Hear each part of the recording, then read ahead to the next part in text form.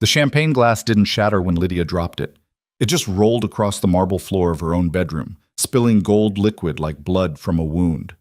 On her husband's laptop screen, left carelessly open, was a photo gallery.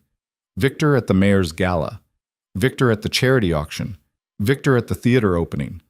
Always the same woman beside him, draped in designer clothes, wearing Lydia's smile. But this woman wasn't his mistress. She was his wife. At least, that's what every caption said. Mrs. Hale. Mrs. Victor Hale. The woman who didn't exist was Lydia herself. Before we dive into Lydia's story, I need you to do something for me. If this opening grabbed you, if you want to see how a woman erased from her own life reclaims her power, hit that like button right now and drop a comment telling me what city you're watching from. I want to see how far this story travels. Now, let's begin. The morning had started like every other morning in the Hale residence. Lydia woke at 6:30, alone in the California king bed she technically shared with Victor. The sheets on his side were cold and undisturbed. He'd slept in his office again. Or that's what he'd say if she asked. She didn't ask anymore. She went through her routine with the mechanical precision of someone who'd stopped expecting joy from daily life. Shower, skincare, hair pulled back in a simple twist, a cashmere sweater in dove gray and tailored slacks. Understated, invisible. The way Victor preferred. By 7:15, she was in the kitchen of their Belgravia townhouse, making coffee she'd drink alone. The housekeeper didn't arrive until 8. Victor didn't surface until 9, if at all. Sometimes he went straight from his home office to wherever his car service took him. Lydia had stopped tracking his schedule years ago. She'd stopped tracking most things. That was the problem with slow erasure. You didn't notice it happening. One day you're a person with opinions, with desires, with a life that feels real. Then you blink and realize you've become furniture. Expensive furniture, sure, well-maintained, but still just an object taking up space in someone else's life. Lydia carried her coffee to the morning room, her favorite space in the house. Windows overlooking the private garden, good light, a place that felt like it could have been hers, if anything in this marriage actually belonged to her. She was reaching for her book, a novel she'd been reading for 3 weeks, 10 pages at a time, when she noticed Victor's laptop on the side table. He never left his laptop lying around. Victor Hale was meticulous about his devices. Passwords, encryption, locked drawers. He ran a private equity firm that dealt with sensitive acquisitions. Client confidentiality, he always said. Need-to-know basis. You understand, darling? She'd understood. She'd always understood. But here was his laptop, closed but definitely present, definitely abandoned. An anomaly. Lydia told herself to ignore it, make more coffee, read her book, mind her business. She opened it instead. The screen woke immediately, no password required, which meant he'd left in a hurry. His email was open. At the top of his inbox was a message from someone named Charlotte with the subject line, "Last night was perfect." Lydia's finger hovered over the trackpad. This was the moment, the classic moment, the wife finding evidence of an affair. She should feel something, shouldn't she? Anger, devastation, betrayal. She felt curious, detached, like she was watching herself in a movie. She clicked. The email opened. No salacious content, just, "Last night was perfect. You were perfect. Everyone was so impressed. I've already had 3 people ask about your work with the foundation. See you tomorrow night."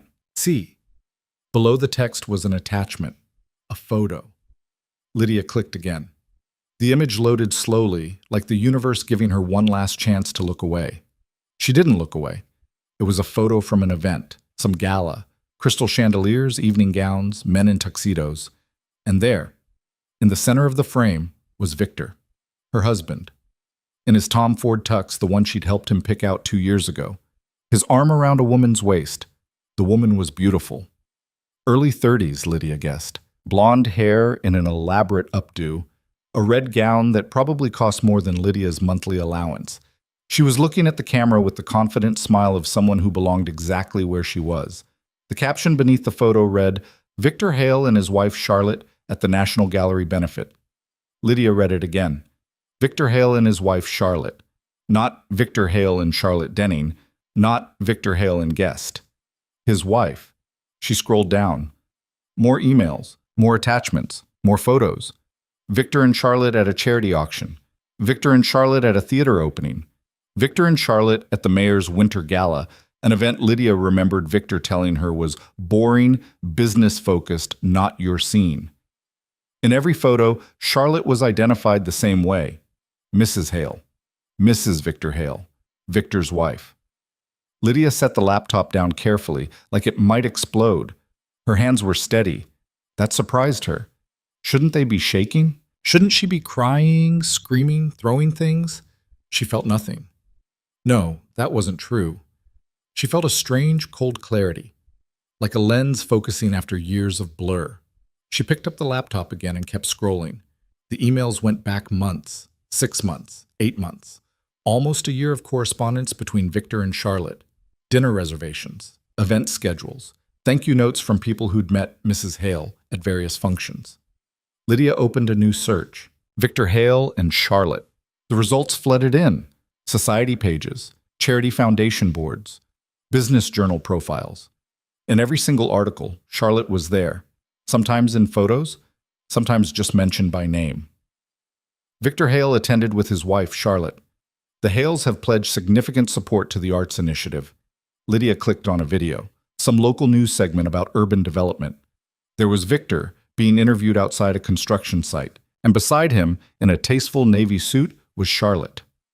"My wife and I believe in investing in London's future," Victor said to the camera, his hand resting on Charlotte's back with casual ownership. The interviewer turned to Charlotte. "Mrs. Hale, you've been instrumental in the community outreach for this project. What drives your passion for urban renewal?" Charlotte smiled. The smile was warm, intelligent, practiced. "I think we all have a responsibility to leave things better than we found them." Lydia closed the laptop. The coffee had gone cold in her cup. Outside, a bird was singing in the garden. The morning light was doing that pretty thing it did around 8 o'clock, turning everything gold. She sat there for a long time, not moving. This wasn't an affair. This was a replacement. Victor hadn't been cheating on her. He'd been replacing her, systematically, publicly. He'd found another woman and installed her in the position of Mrs. Victor Hale, while Lydia, what? Sat at home? Read books? Became invisible? When had she last been to one of Victor's events? She tried to remember. There'd been that dinner party. When was that? 2 years ago? 3? He'd started making excuses after that. "It's just business contacts. You'd be bored. It's a small thing, not worth your time. You don't need to worry about this stuff." She'd been relieved, actually. Those events had always made her anxious. The small talk, the performance of being Mrs. Victor Hale, successful, polished, perfect. It had exhausted her. So she'd stayed home. And Victor had found someone who wouldn't stay home. The front door opened and closed. Footsteps in the hall. Lydia didn't move. Victor appeared in the doorway of the morning room, already on his phone. "Have you seen my laptop?" His tone was distracted, not concerned. He barely glanced at her. "It's here," Lydia said. Her voice sounded normal, calm. "Great. I need it." He crossed to the table, still typing on his phone with one hand. Lydia watched him, really looked at him. When had she stopped looking at her own husband? Victor Hale was 43, handsome in that well-maintained way of wealthy men. Good haircut, good suits, good teeth. He played squash 3 times a week and had a nutritionist. He looked exactly like what he was. Successful, confident, untouchable. He picked up the laptop without looking at her. "I have back-to-back meetings today. Don't wait up." "Victor." He paused, finally meeting her eyes. "Yeah?" "Who's Charlotte?" She watched his face, watched for the flicker of panic, guilt, something. There was nothing. No reaction at all. "Charlotte Denning," he said. "Works with the foundation." "Why?" "You've been to a lot of events with her. She coordinates most of them. That's her job." "The National Gallery benefit?" Lydia said. "The theater opening. The mayor's gala." Now something crossed his face. Not guilt. Annoyance.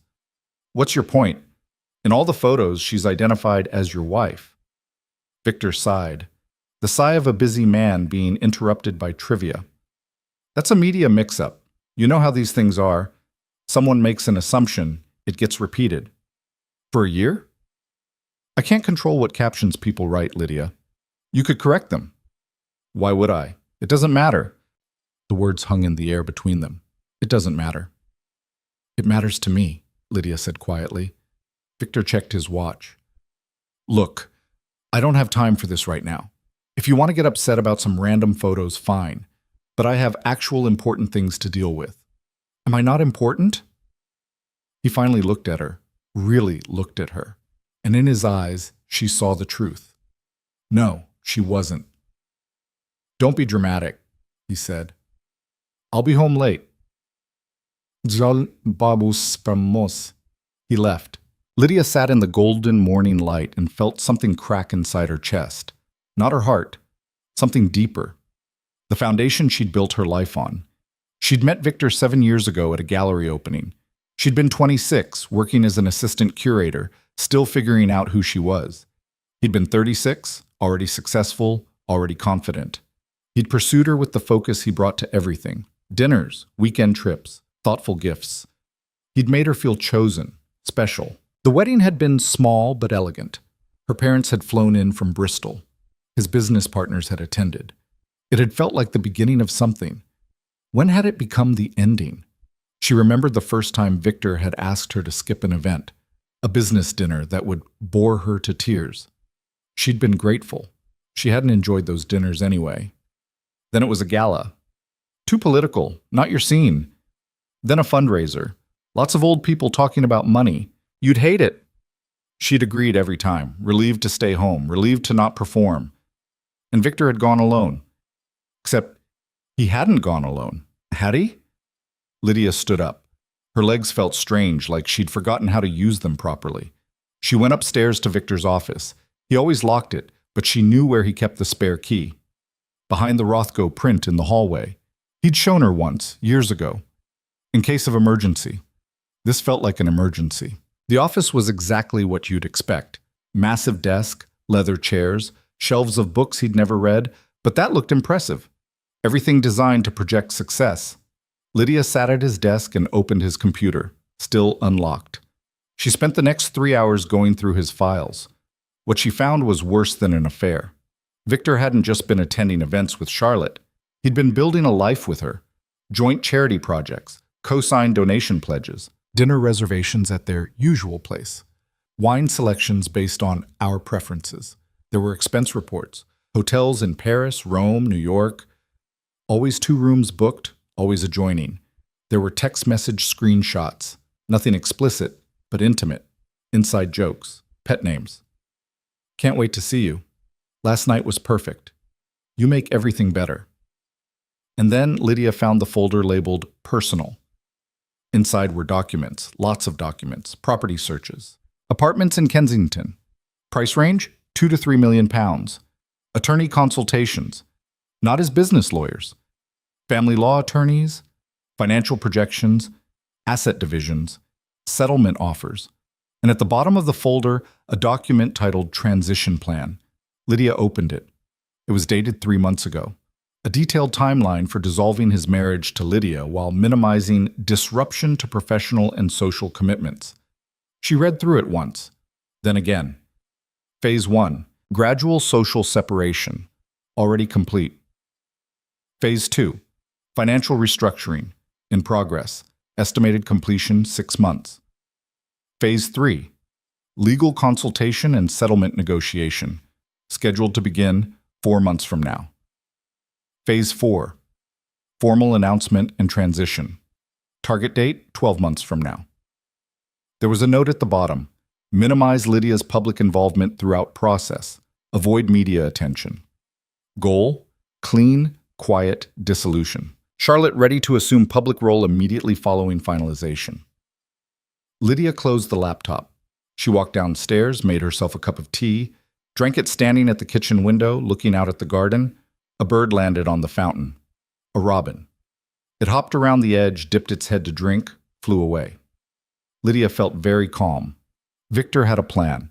A 12-month plan to erase her from his life completely. To slide Charlotte into her place so smoothly that no one would even notice the transition. The wife swap would be as unremarkable as updating a phone. 6 more months of financial restructuring, which she assumed meant hiding assets, protecting his wealth. Then 4 months of attorney meetings she wasn't invited to. Then the announcement, probably phrased as a mutual decision. We've grown apart. Still friends. We want privacy during this difficult time. And Lydia would, what? Move into some modest flat? Take a settlement that seemed generous but was actually a fraction of what she deserved. Fade into obscurity while Charlotte hosted dinner parties and attended galas and became the real Mrs. Victor Hale? The teacup was shaking now. Finally. The trembling she'd been waiting for. But it wasn't fear making her hands shake. It was rage. 7 years. She'd given him 7 years. She'd made herself smaller and quieter and more convenient. She'd stayed home when asked. She'd stopped having opinions. She'd become exactly what he wanted, an invisible wife who didn't make demands. And her reward was a transition plan. Lydia set down the teacup before she dropped it. She went back upstairs, back to Victor's office. But not to his computer this time. She opened the bottom drawer of his desk, the locked one. The key was taped under the desk. Victor's security measures were theatrical but predictable. Inside the drawer was a fireproof box. Inside the box were documents, their marriage certificate, property deeds, insurance policies, and at the very bottom, an envelope with no label. Lydia opened it. Inside were photos. Old photos. Her photos. Not wedding photos. Earlier than that, photos of her with another man. She recognized herself immediately, though she looked different, younger, harder, her hair darker, her clothes different, designer, but not the soft, feminine style she wore now. These were sharper, more severe, and the man beside her in every photo was someone she hadn't seen in 8 years. Adrian Volkov. Her hand stopped shaking. The photos were from before London, before the gallery job, before she'd reinvented herself as Lydia Vance, quiet art lover from a quiet family in Bristol, before she'd run away. There were maybe a dozen photos. Her and Adrian at a restaurant in Moscow, her and Adrian getting into a car, her and Adrian at what looked like a very exclusive party, the kind where everyone was beautiful and dangerous and nothing was as it seemed. In every photo, Adrian's hand was on her, possessive, protective, claiming. And she was looking at him like he was the only person in the room. Under the photos was a document, a background check. Professional, thorough, expensive. Subject: Lydia Vance, formerly Lydia Volkov, née Lydia Kane. Born: Bristol, England, verified. Education: University College. London: Art history, verified. Employment: various galleries. London, verified. Previous residence: Moscow, Russia, 2015 to 2017. Known associates: Adrian Volkov, husband, 2015 to 2018, marriage dissolved. And then, highlighted in yellow, subject severed all contact with Volkov in 2018. No communication since. Volkov's current whereabouts unknown. Recommend monitoring for any renewed contact. The date on the background check was 7 years ago, right before Victor had proposed. Lydia sat back in the leather chair. Victor knew. He'd always known. He'd known about Adrian, about who she'd been, about the life she'd left behind. And he'd married her anyway. Or maybe he'd married her because of it? She thought about their courtship, how quickly it had moved, how insistent Victor had been, how he'd made her feel safe, normal, legitimate. Had it ever been real? Or had she been a project from the start? The reformed wild child, the tamed wife of a dangerous man, now domesticated and displayed as proof of Victor's power. Look what I can do. I took Adrian Volkov's wife and made her mine, except he was done with that project now. Lydia put everything back carefully, locked the drawer, replaced the key. She went downstairs and out into the garden. The air was cool, London autumn, the kind of weather she'd learned to love after Moscow's brutal winters. She'd run to London, run from Adrian, from that life, from everything that scared her about who she'd been becoming. Adrian Volkov wasn't just dangerous. He was the most dangerous man she'd ever met. Legitimate businesses in front, legitimate hell behind, money laundering, political connections, the kind of power that made governments nervous. And she'd loved him. That was the terrifying part. She'd loved him completely. The way he looked at her like she was the only thing worth seeing. The way he touched her like she was precious and deadly at the same time. The way he made her feel alive. Too alive. She'd been 23 when they met, 25 when she married him, 26 when she realized she was drowning. Not in danger. Adrian never let danger touch her. She was drowning in intensity, in a life that burned too bright, in being loved so completely that she forgot how to exist without it. So she'd run, told him she needed space, needed normal, needed to figure out who she was outside of being his. He'd let her go. That was the thing about Adrian. He never caged her, never begged, just looked at her with those ice blue eyes and said, "When you're ready to come home, I'll be here." She'd fled to London, changed her name back to her maiden name, built a quiet life, met Victor. And now, 8 years later, she was sitting in a garden in Belgravia, married to a man who was erasing her from his life like she was a rough draft. Lydia's phone buzzed. A text from Victor. "Dinner meeting ran late. Don't wait up." It was 2 in the afternoon. She looked at the text for a long moment. Then she opened her contacts. There was a number there, unlabeled. She'd never called it, never deleted it either. She'd kept it for 8 years, just in case. Her finger hovered over the call button. This was insane. She couldn't just... Could she? No, not yet. First, she needed to understand exactly what Victor was planning. She needed information. Lydia went back inside and opened her own laptop. She created a new email account under a fake name. Then she started sending messages to Victor's attorneys, posing as a potential client, asking about their experience with high net worth divorces and complex asset protection, to Charlotte's employer, asking about event planning services and whether Mrs. Hale would be available for a consultation, to the property agents handling those Kensington apartments, expressing interest in viewings. She spent the entire afternoon gathering information, building a picture. By evening, she had her answers. Victor's attorney had indeed been preparing divorce documents, very favorable to Victor. The settlement offered to Lydia was laughable, barely enough to cover a year's rent on a decent flat. Charlotte's employer had enthusiastically confirmed that Mrs. Hale has been instrumental in our most prestigious events and would continue in her role with the foundation indefinitely. And the Kensington apartment? Already purchased, 3 months ago. Deed in Charlotte's name. Gift from her partner, according to the agent's notes. Victor had bought his mistress, no, his replacement wife, a £3 million apartment, while planning to offer Lydia a settlement that wouldn't buy a parking space in the same neighborhood. Lydia closed her laptop as she heard the front door open. Victor came in around 8. He looked surprised to see her still up, sitting in the living room with a book. "You're awake," he said. "Couldn't sleep." He loosened his tie. "I'm exhausted. Big day." "I'm sure." He studied her for a moment. "Are you still upset about this morning?" "The photos?" "Yeah, that. Look, I'm sorry if it bothered you, but you're making something out of nothing." Lydia smiled. "You're probably right." But the smile seemed to relax him. "Exactly. Just media nonsense. Not worth stressing over." "Victor," she said, "do you love me?" The question clearly caught him off guard. "What? Do you love me?"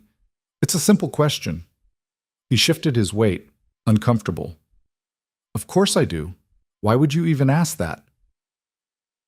"Because I'm trying to remember the last time you said it." "I say it all the time." "When?"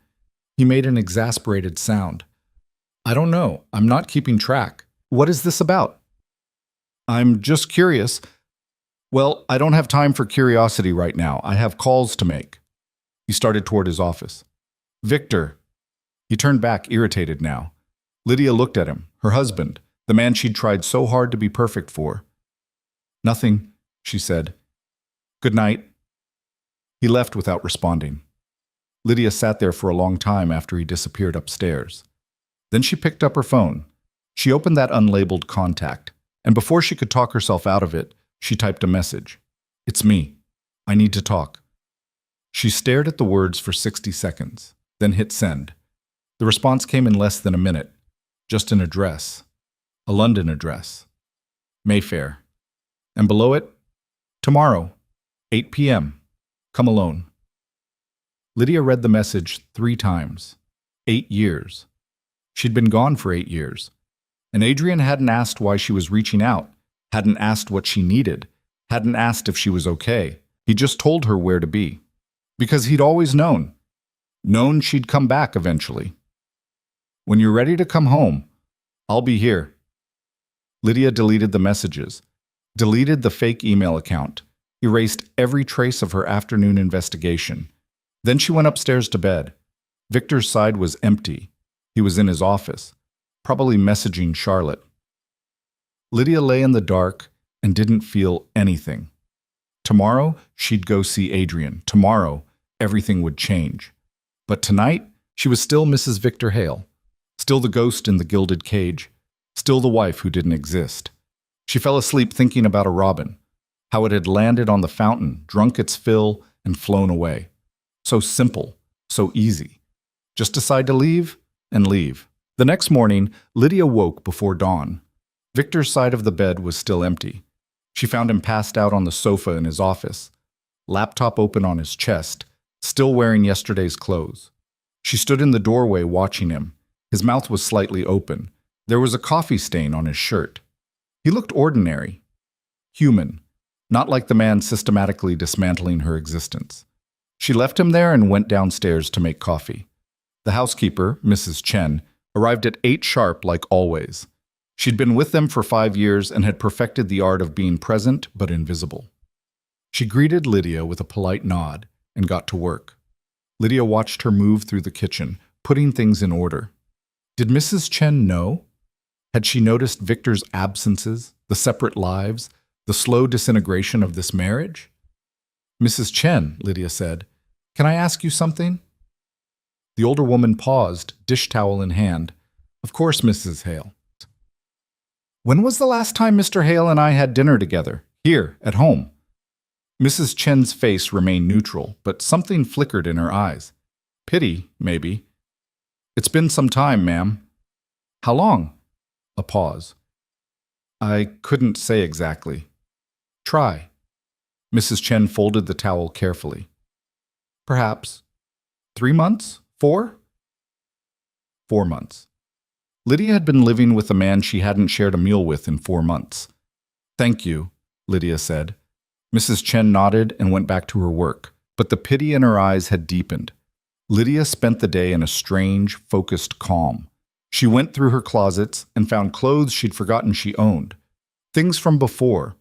A black leather jacket, designer jeans that actually fit her body instead of hiding it, heels that weren't sensible. She'd packed all of this away when she married Victor.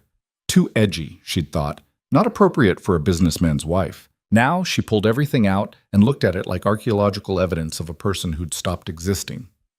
At 4 o'clock, she went to a salon she'd never been to. Not her usual place, somewhere in Shoreditch, deliberately far from her neighborhood. "What are we doing today?" the stylist asked. Lydia looked at herself in the mirror. Mousy brown hair grown out and shapeless, the kind of hair that didn't ask for attention. "Something different," she said. "How different?" "Darker, sharper. Like I mean it." The stylist grinned. "Now we're talking." 3 hours later, Lydia walked out with hair almost black, cut in a sharp bob that framed her face. She looked like herself again. The herself she'd been before she'd decided to become someone else's idea of perfect. She stopped at a shop on the way home and bought new makeup. Dark lipstick, liner that could cut glass, things that made statements instead of apologies. When she got home, Victor still wasn't back. No surprise there. She showered and dressed carefully. The black jeans, a silk blouse in deep emerald, the leather jacket, heels that added 3 inches and changed her posture completely. She did her makeup slowly, deliberately, painted herself back into existence. By 7:30, she looked like someone who could walk into a room and be seen. She left the house at 7:45, didn't leave a note, didn't tell Mrs. Chen where she was going, just left. The Mayfair address was a private club. The kind of place that didn't advertise, didn't have a sign, didn't let anyone in without prior approval. Lydia walked up to the unmarked door and it opened before she could knock. A man in an immaculate suit looked at her. His eyes registered recognition, even though she'd never seen him before. "Ms. Kane," he said. Not Vance, not Hale. Kane.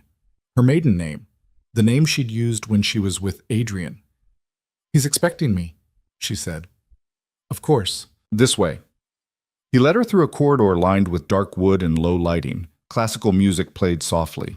Everything smelled expensive. They reached a private room at the back. The man opened the door and stepped aside. Lydia walked in. The room was intimate. Leather chairs, a fireplace, floor-to-ceiling windows overlooking the city. And sitting by the window, a glass of whiskey in his hand, was Adrian Volkov. 8 years. She'd convinced herself that memory had exaggerated him, made him more than he was, built him into something larger than life. She was wrong. If anything, memory had diminished him. Adrian Volkov at 40 was more devastating than he'd been at 32. The sharp angles of his face had settled into something harder, more defined. His hair was still dark, touched with gray at the temples now. His eyes were still that impossible blue, the color of winter sky, of ice, of things that could kill you beautifully. He stood when she entered, didn't rush to her, didn't speak, just stood there and looked at her. And in that look was 8 years of absence, 8 years of silence, 8 years of a door left open, waiting. "Hello, Adrian," she said. Her voice sounded steadier than she felt. "Lydia." Just her name. The way he said it, like a complete sentence. They stood there 10 feet apart, looking at each other across a gap that felt both infinite and non-existent. "You cut your hair," he said. "Today. It suits you. You look like yourself again." I wasn't sure I remembered who that was. Adrian's mouth curved slightly, not quite a smile. "You remember." He gestured to the chair across from his. "Sit, please." Lydia sat, crossed her legs, tried to look like this was normal, like she hadn't spent 8 years running from this man and everything he represented. Adrian sat across from her and picked up his whiskey. "Do you want a drink?" "No, yes, I don't know." That's honest, at least. He poured her whiskey anyway, slid the glass across the small table between them. Lydia picked it up and took a sip. It burned. She welcomed it. "You look good," Adrian said. "Different, but good. Marriage suits you." The word landed like a slap. "Does it?" "You tell me." Lydia set down the glass. "I didn't come here to talk about how I look." "Why did you come?" Good question. Why had she come? What was she doing here, sitting across from a man she'd sworn to leave behind, asking for? What, exactly? "I need to know something," she said. "Ask?" "When I left, did you look for me?" Adrian's expression didn't change. "Yes." "How long?" "How long did I look, or how long before I found you?" That surprised her. "You found me. Within 6 months. You knew where I was?" "I know where you've been for 8 years, Lydia. I know you went to London. I know you worked at 3 different galleries. I know you met Victor Hale at the Serpentine opening in 2018. I know you married him 14 months later. I know you live in Belgravia in a house with too many rooms and a garden you actually use." Lydia felt cold. "You've been watching me. I've been aware of you. There's a difference." "Is there?" "I never interfered, never contacted you, never came near you, but I made sure you were safe. That was our agreement." "We didn't have an agreement." "Yes, we did. You asked for space. I gave it to you. But I never agreed to forget you existed." Lydia drank more whiskey. "Did you know about Victor? About what he's doing?" Adrian's eyes sharpened. "What is he doing?" She told him. All of it. Charlotte, the photos, the transition plan, the apartment in Kensington, the divorce documents, the settlement that was designed to send her away quietly with nothing. Adrian listened without interrupting. His face revealed nothing, but his stillness became more absolute with every detail. When she finished, he was quiet for a long moment. Then he said very calmly, "I'm going to kill him." "Adrian, not literally. Probably, but professionally, socially, financially, he's done. That's not why I'm here. Then why are you here? Lydia looked at her hands. They were shaking again. I don't know. I needed to see you. I needed to remember that I used to be someone who wouldn't accept this. You're still that person. Am I? Because right now I feel like I'm nobody. Victor's erasing me, and I've been letting him do it for so long, I forgot I could fight back. Adrian leaned forward, not touching her, but close enough that she could smell his cologne. Cedar and something darker. It hit her like a memory she'd tried to bury. Listen to me, he said quietly. Victor Hale is a small man playing at power. He married you because being married to Adrian Volkov's wife made him feel important. It was a trophy, a conquest. Look what I took from the dangerous man. But he didn't take you. You left. And now he's bored with his trophy and wants to trade up. How flattering. It should be. It means he knows you're more than he deserves. He's trying to erase you before people realize he never measured up. Lydia laughed. It came out bitter. You're just saying that. I never just say anything. You know that. She did know that. Adrian didn't deal in empty comfort. What do I do? She asked. What do you want to do? I want him to hurt. I want everyone who's been looking at Charlotte and thinking she's Mrs. Hale to know the truth. I want Victor to feel what I've been feeling. Then make him feel it. How? Adrian sat back. You have options. The legal route. Get your own attorney. Fight for what you're owed. You'd win eventually, but it would take time and energy, and he'd drag it out. What's the other option? The efficient route, which is, you come back to me. The words hung in the air between them. Lydia's heart was pounding. Adrian, hear me out. Victor built his reputation on being connected, powerful, untouchable. What happens to that reputation when everyone remembers his wife used to be mine? When you walk back into your old life and make it clear you chose to leave him? I did choose to leave you, and now you're choosing to come back. The narrative writes itself. This isn't about narrative. This is my life. Exactly. Your life, not his. Stop letting him write the story. Lydia stood up, paced to the window. The city lights spread out below like scattered diamonds. I can't use you for revenge. Who says you'd be using me? She turned to look at him. What are you saying? Adrian stood and walked to her, stopped close enough that she had to tilt her head back to meet his eyes. I'm saying I let you go 8 years ago because you needed to figure out who you were without me. I gave you that time. I gave you space. I watched you build a quiet life with a quiet man, and I didn't interfere, even though it killed me every single day. His voice was still calm, controlled, but something burned underneath it. But if you're done with quiet, he continued, if you're ready to remember who you actually are, then stop pretending this is about revenge. It's about coming home. Lydia's breath caught. You can't just expect me to... I don't expect anything. I'm offering you a choice. Walk away right now. Handle Victor on your own terms. Live your life. I won't stop you. Or remember what it felt like to be mine. The word mine went through her like electricity. She remembered. Of course she remembered. Being Adrian's had been the most intense experience of her life. He'd loved her like she was the only thing that mattered in a world of things that didn't. He'd looked at her like she was dangerous and precious and essential. And it had terrified her. That much feeling, that much intensity, that much of everything. So she'd run. I'm still married, she said weakly. For now. Adrian, this is insane. Is it? He's already replaced you. He's already moved on. You're the only one still playing by rules he abandoned. What are you suggesting? That I just, move in here? Pick up where we left off? Pretend 8 years didn't happen? I'm suggesting you stop hiding. Come to the Ashford Gala on Friday. Lydia blinked. The charity gala? Victor will be there with Charlotte. I already have tickets. Come with me instead. Everyone will see. That's the point. It'll start rumors, questions. People will dig into my past, into us. Let them. You think I care what people say? But She stopped. Did she care? She'd spent 8 years caring desperately what people thought, being appropriate, being quiet, being invisible. and where had it gotten her? I need to think, she said. Then think. You have 3 days, Friday night, 8 o'clock. If you want to keep being Mrs. Victor Hale, the woman nobody sees, stay home. If you want to remind the world who you actually are, meet me here and we'll go together. And if I come with you, what then? Then we make sure Victor Hale regrets ever thinking you were someone he could erase.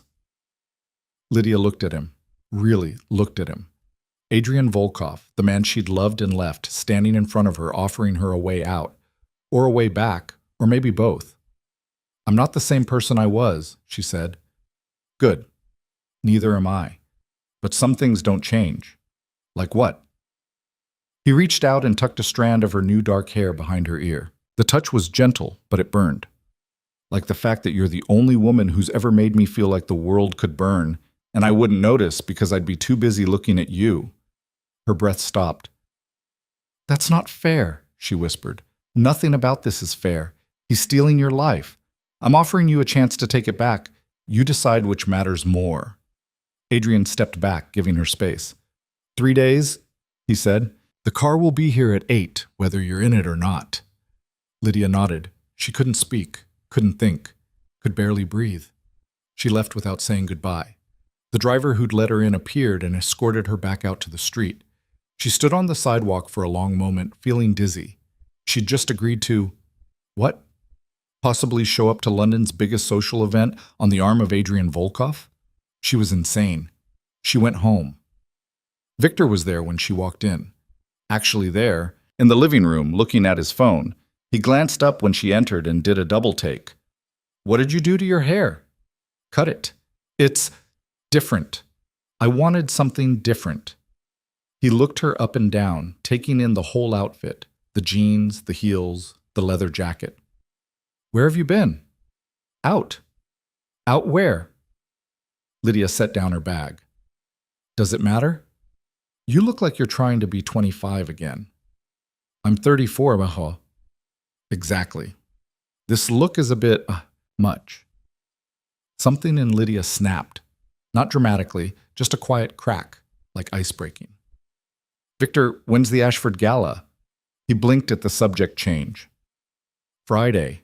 Why? Are you going? Of course. It's the biggest event of the season. Everyone goes. Everyone. He had the decency to look uncomfortable. Charlotte's coordinating it. She'll be there. As your date? As the event coordinator, who you'll arrive with and spend the evening with and introduce as your wife. Victor's jaw tightened. We've been over this. Media mistakes aren't my responsibility. Right, mistakes. Lydia smiled. I think I'll go too. To the gala? Yes. Since when do you want to go to these things? Since I realized I've been missing out. Victor frowned. I don't think that's a good idea. Why not? Because you don't enjoy these events. You've said so yourself. I've changed my mind. Lydia, unless you don't want me there? The question hung in the air. Victor opened his mouth, closed it. He was trapped, and he knew it. Of course I want you there, he said, but it sounded hollow. I just don't want you to be uncomfortable. How thoughtful. Don't worry about me. I'll manage. She walked past him toward the stairs. Where are you going? He called after her. To bed. I'm tired. She went upstairs and closed the bedroom door. Then she sat on the bed and pulled out her phone. The unlabeled contact was still there. She typed, I need a dress. The response came immediately. Already ordered. Size 4, correct? He knew her size. Of course he did. She typed back, You're very sure of yourself. No, just sure of you. Lydia put the phone down and lay back on the bed. 3 days. She had 3 days to decide if she was really going to do this. 3 days to decide if she was brave enough to stop being invisible. The next morning, a package arrived. Mrs. Chen brought it up to the bedroom where Lydia was having coffee. This just came for you, Mrs. Hale. Lydia took the box. Plain black, no label, but she knew what it was. Inside was a dress. Not just a dress. A masterpiece. Deep midnight blue, the color of the sky right before it goes completely dark. The fabric was some kind of silk that moved like water. The cut was simple but devastating. A neckline that plunged just enough, a slit that would show leg when she walked. It was the kind of dress that made statements, the kind that got remembered. Under the dress was a note in handwriting she recognized. For the woman who deserves to be seen. Lydia held up the dress. It was perfect. Of course it was perfect. Adrian had always known exactly what she needed, even when she didn't. She tried it on. It fit like it had been made for her body specifically, which it probably had been. Adrian didn't do anything halfway. She looked at herself in the mirror. The woman looking back wasn't Mrs. Victor Hale, quiet and overlooked. She wasn't even Lydia Vance, the gallery assistant who'd wanted a simple life. She was someone else, someone she'd almost forgotten, someone who knew her worth. Lydia took off the dress and hung it carefully in her closet. Then she went downstairs. Victor was in his office, door closed. She could hear his voice through it, talking to someone, laughing. Probably Charlotte. Lydia walked past the office and out the back door into the garden. The robin was back, perched on the fountain. It looked at her. She looked back. Then it spread its wings and flew away. Lydia watched it disappear into the sky. 2 more days until the gala. 2 more days until she decided who she was going to be. She went back inside and called her own lawyer. Not a family lawyer. A divorce attorney. The one her friend Sarah had used when her marriage imploded. I need to understand my options, Lydia said when the attorney answered. Of course, Mrs. Hale. When would you like to come in? Today. Now, if possible. There was a pause. This sounds urgent. It is. I can see you at 2. Lydia met with the attorney for 3 hours, laid out everything. Victor's plan, the hidden assets, Charlotte, the insulting settlement. The attorney took notes and occasionally swore under her breath. He's been planning this for a year? She said. At least. And didn't think you'd find out. He thought I was too passive to look. The attorney smiled. It wasn't a nice smile. Men like Victor Hale always underestimate their wives. It's their fatal flaw. Can I fight this? Can you? You can destroy him. His settlement offer is garbage. You're entitled to half of everything acquired during the marriage. Property, investments, all of it. And if we can prove he's been hiding assets in preparation for divorce, the court will not be kind. How long would it take? Realistically, a year, maybe 2 if he fights hard. But you'd win. What if I don't want to wait 2 years? The attorney leaned back. There are faster ways to apply pressure, social pressure, professional pressure. Men like him care about reputation. If the right people knew what he was doing, you mean leak it? I mean strategically share accurate information. Not my department officially, but I know people who specialize in that sort of thing. But Lydia thought about it. Can you give me a few days? Of course, but Mrs. Hale, whatever you're planning, do it fast. If he realizes you know, he'll accelerate his timeline. Lydia left the attorney's office feeling clearer. She had options. Legal options that didn't involve Adrian. But legal options took time. And they were cold, clinical. They'd get her money, maybe justice, but not satisfaction. The gala was in 2 days. That night, Victor came home early. She was in the living room when he walked in. Can we talk? He said. Lydia looked up from her book. Sure. He sat down across from her, looking uncomfortable. I've been thinking about what you said, about the gala. And? Maybe it would be good if you came as my wife. We can make an appearance together. How generous. I'm serious. We can show up together, stay for a few hours. It might be good for us. Lydia closed her book. Victor, can I ask you something? And I want an honest answer.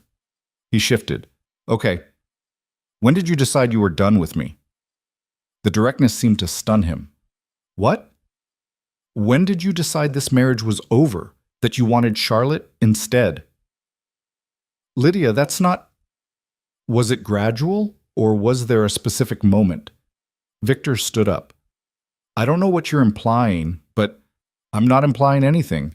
I found your transition plan, the one on your laptop. I know everything. The color drained from his face. You went through my computer? You left it open. That doesn't give you the right. You bought Charlotte an apartment. He froze. £3 million, Lydia continued calmly. In Kensington. Deed in her name, very generous. It's not what you think. It's exactly what I think. You've been planning to divorce me for at least a year, hiding assets, moving money around, all while making me think we still had a marriage. Victor's face hardened. The pretense dropped. You weren't supposed to find out this way. How was I supposed to find out? When you handed me divorce papers and told me to take my insulting settlement and disappear quietly? The settlement is fair. Lydia laughed. Actually laughed. Fair? You're offering me less than the apartment you bought your girlfriend. Charlotte isn't my girlfriend. Then what is she? Victor didn't answer. You can't even say it, Lydia said. You've been parading her around as your wife, but you can't even admit it to my face. This isn't productive. No, it's not. But it's honest. Finally. Victor ran a hand through his hair. Look, I didn't want it to be like this. I was trying to make it easy for both of us. Easy for you, you mean? You haven't been happy either, Lydia. Admit it. We've been living separate lives for years. Because you pushed me out of yours. I gave you exactly what you wanted, a quiet life. No pressure, no demands. You wanted to stay home and read books and hide from the world. I let you. The words hit like punches. I was trying to be what you wanted, Lydia said quietly. And I appreciate that. But I need someone who wants to be part of my world. Charlotte gets that. Charlotte gets paid to get that. It's literally her job. It's more than that, and you know it. Lydia stood. You're right. I do know it. You found someone who makes you feel important and powerful. And you don't care that you're destroying your marriage to keep her. Our marriage was already over. Not to me. That seemed to surprise him. You still love me. Did she? Lydia tried to find the feeling, but it was gone. Erased, just like Victor was trying to erase her. No, she said honestly, but I loved the idea of us. I loved thinking I could have a normal life with a normal man. I loved believing I could be someone different than who I was. Who were you? Lydia smiled. Someone you should have been more careful with. She walked past him toward the stairs. Where are you going? Victor called after her. Out. Out where? Does it matter? You don't actually care where I am. Lydia. She turned back. I'll see you at the gala, Victor. Save me a dance. His face went pale. You're still going? Absolutely. Wouldn't miss it. She went upstairs, leaving him standing there, looking worried. Good. Let him worry. She had one day left to decide. One day to choose between legal warfare that would take years or a single night that would change everything. One day to remember who she used to be. Lydia didn't sleep that night. She lay in bed staring at the ceiling while Victor snored softly in his office down the hall. Around 3 in the morning, she gave up, went downstairs, and made tea she didn't drink. The midnight blue dress hung in her closet like a dare. She kept thinking about what Victor had said. You wanted to stay home and read books and hide from the world. I let you. Had she been hiding, or had she been pushed into corners so small she'd convinced herself they were rooms? The difference mattered. At dawn, she texted Adrian, I need to see you before Friday. His reply came instantly, like he'd been awake too. Come now. She threw on jeans and a sweater and left the house while Victor was still unconscious. The city was just waking up, streets empty except for delivery trucks and early commuters. She felt like a ghost moving through someone else's life. The same unmarked door in Mayfair. The same suited man who opened it without her knocking. Ms. Kane, he's expecting you. This time Adrian wasn't in the private room. He was in what looked like an actual apartment above the club. Huge windows, minimal furniture, everything in shades of gray and black. He was standing by the window in dark slacks and a white shirt, sleeves rolled up, holding coffee. He looked like he hadn't slept either. You came, he said. You knew I would. I hoped. Lydia walked to the center of the room and stopped. I need you to be honest with me about something. Always? When I left 8 years ago, were you angry? Adrian set down his coffee, furious. But you let me go. Because you asked, and because I loved you more than I loved keeping you. That doesn't sound like you. It wasn't.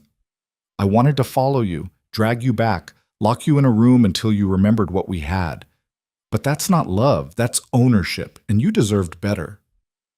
Lydia sat on the arm of the sofa. Victor thinks he owns me too, but he doesn't want to keep me. He just wants to control how I disappear. Victor's a coward. He can't even end things honestly. He has to erase you quietly so no one asks questions. If I do this, if I go to the gala with you, it won't be quiet. No. People will talk. They'll dig. They'll find out about us, about who I used to be. Let them. You say that like it's simple.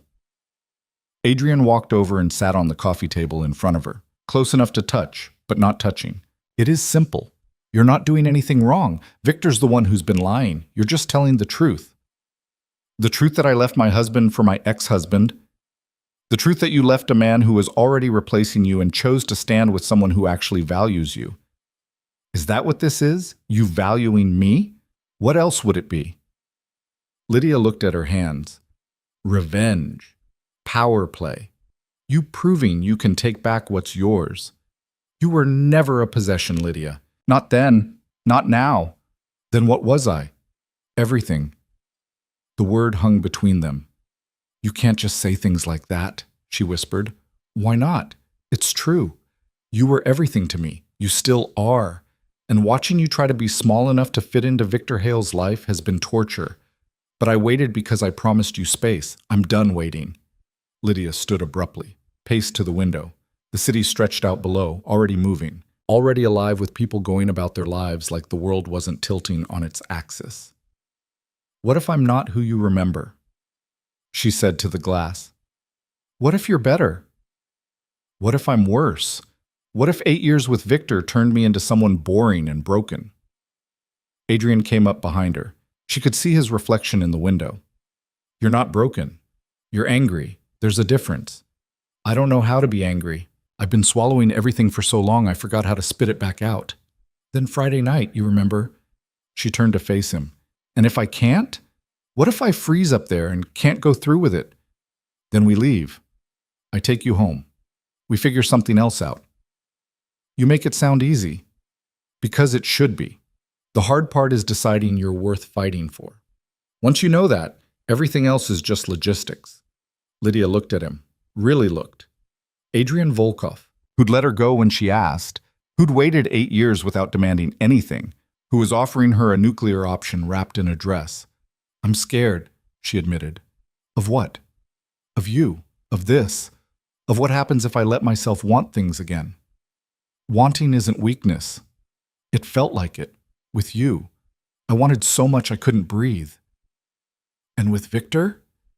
I wanted so little I forgot I was alive. Adrian reached out slowly, giving her time to move away. She didn't. He took her hand. His thumb brushed across her knuckles. You don't have to decide everything right now, he said quietly. Just decide about Friday, one night. Show up or don't. Either way, I'll respect it. But you want me to show up? Yes. Why? Really why?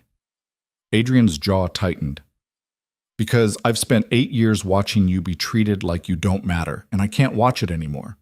So either you walk into that gala with me and remind everyone who you actually are, or you don't, and I finally let you go for real. But I need to know. It was the first time she'd heard anything close to desperation in his voice. Adrian, one night, he repeated. That's all I'm asking. You owe Victor nothing. You owe me nothing. But maybe you owe yourself a chance to be seen. Lydia pulled her hand away. Not angrily, just carefully. I need to think. Then think. You know where to find me. She left without saying goodbye again. It was becoming a pattern. Outside, London was fully awake now. She walked instead of calling a car. Needed to move. Needed air. Her phone buzzed. A text from Victor. Where are you? She ignored it. Another buzz. We need to talk about Friday. She kept walking.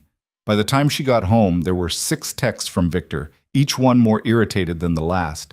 She found him in the kitchen, tie already loosened even though it was barely 9 in the morning. Where the hell were you? He demanded. Out. That's not an answer. It's the only one you're getting.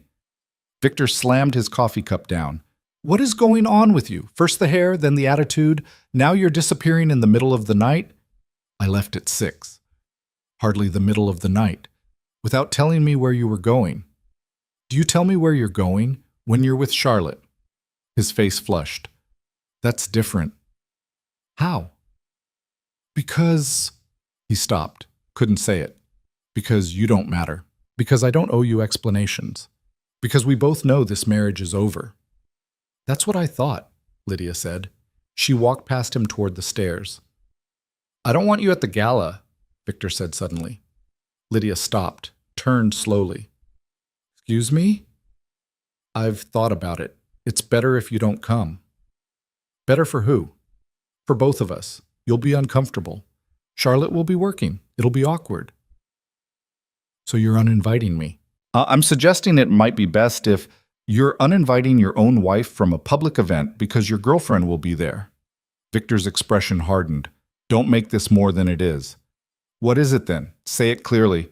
Tell me I can't come because Charlotte's pretending to be your wife and my presence would complicate the lie.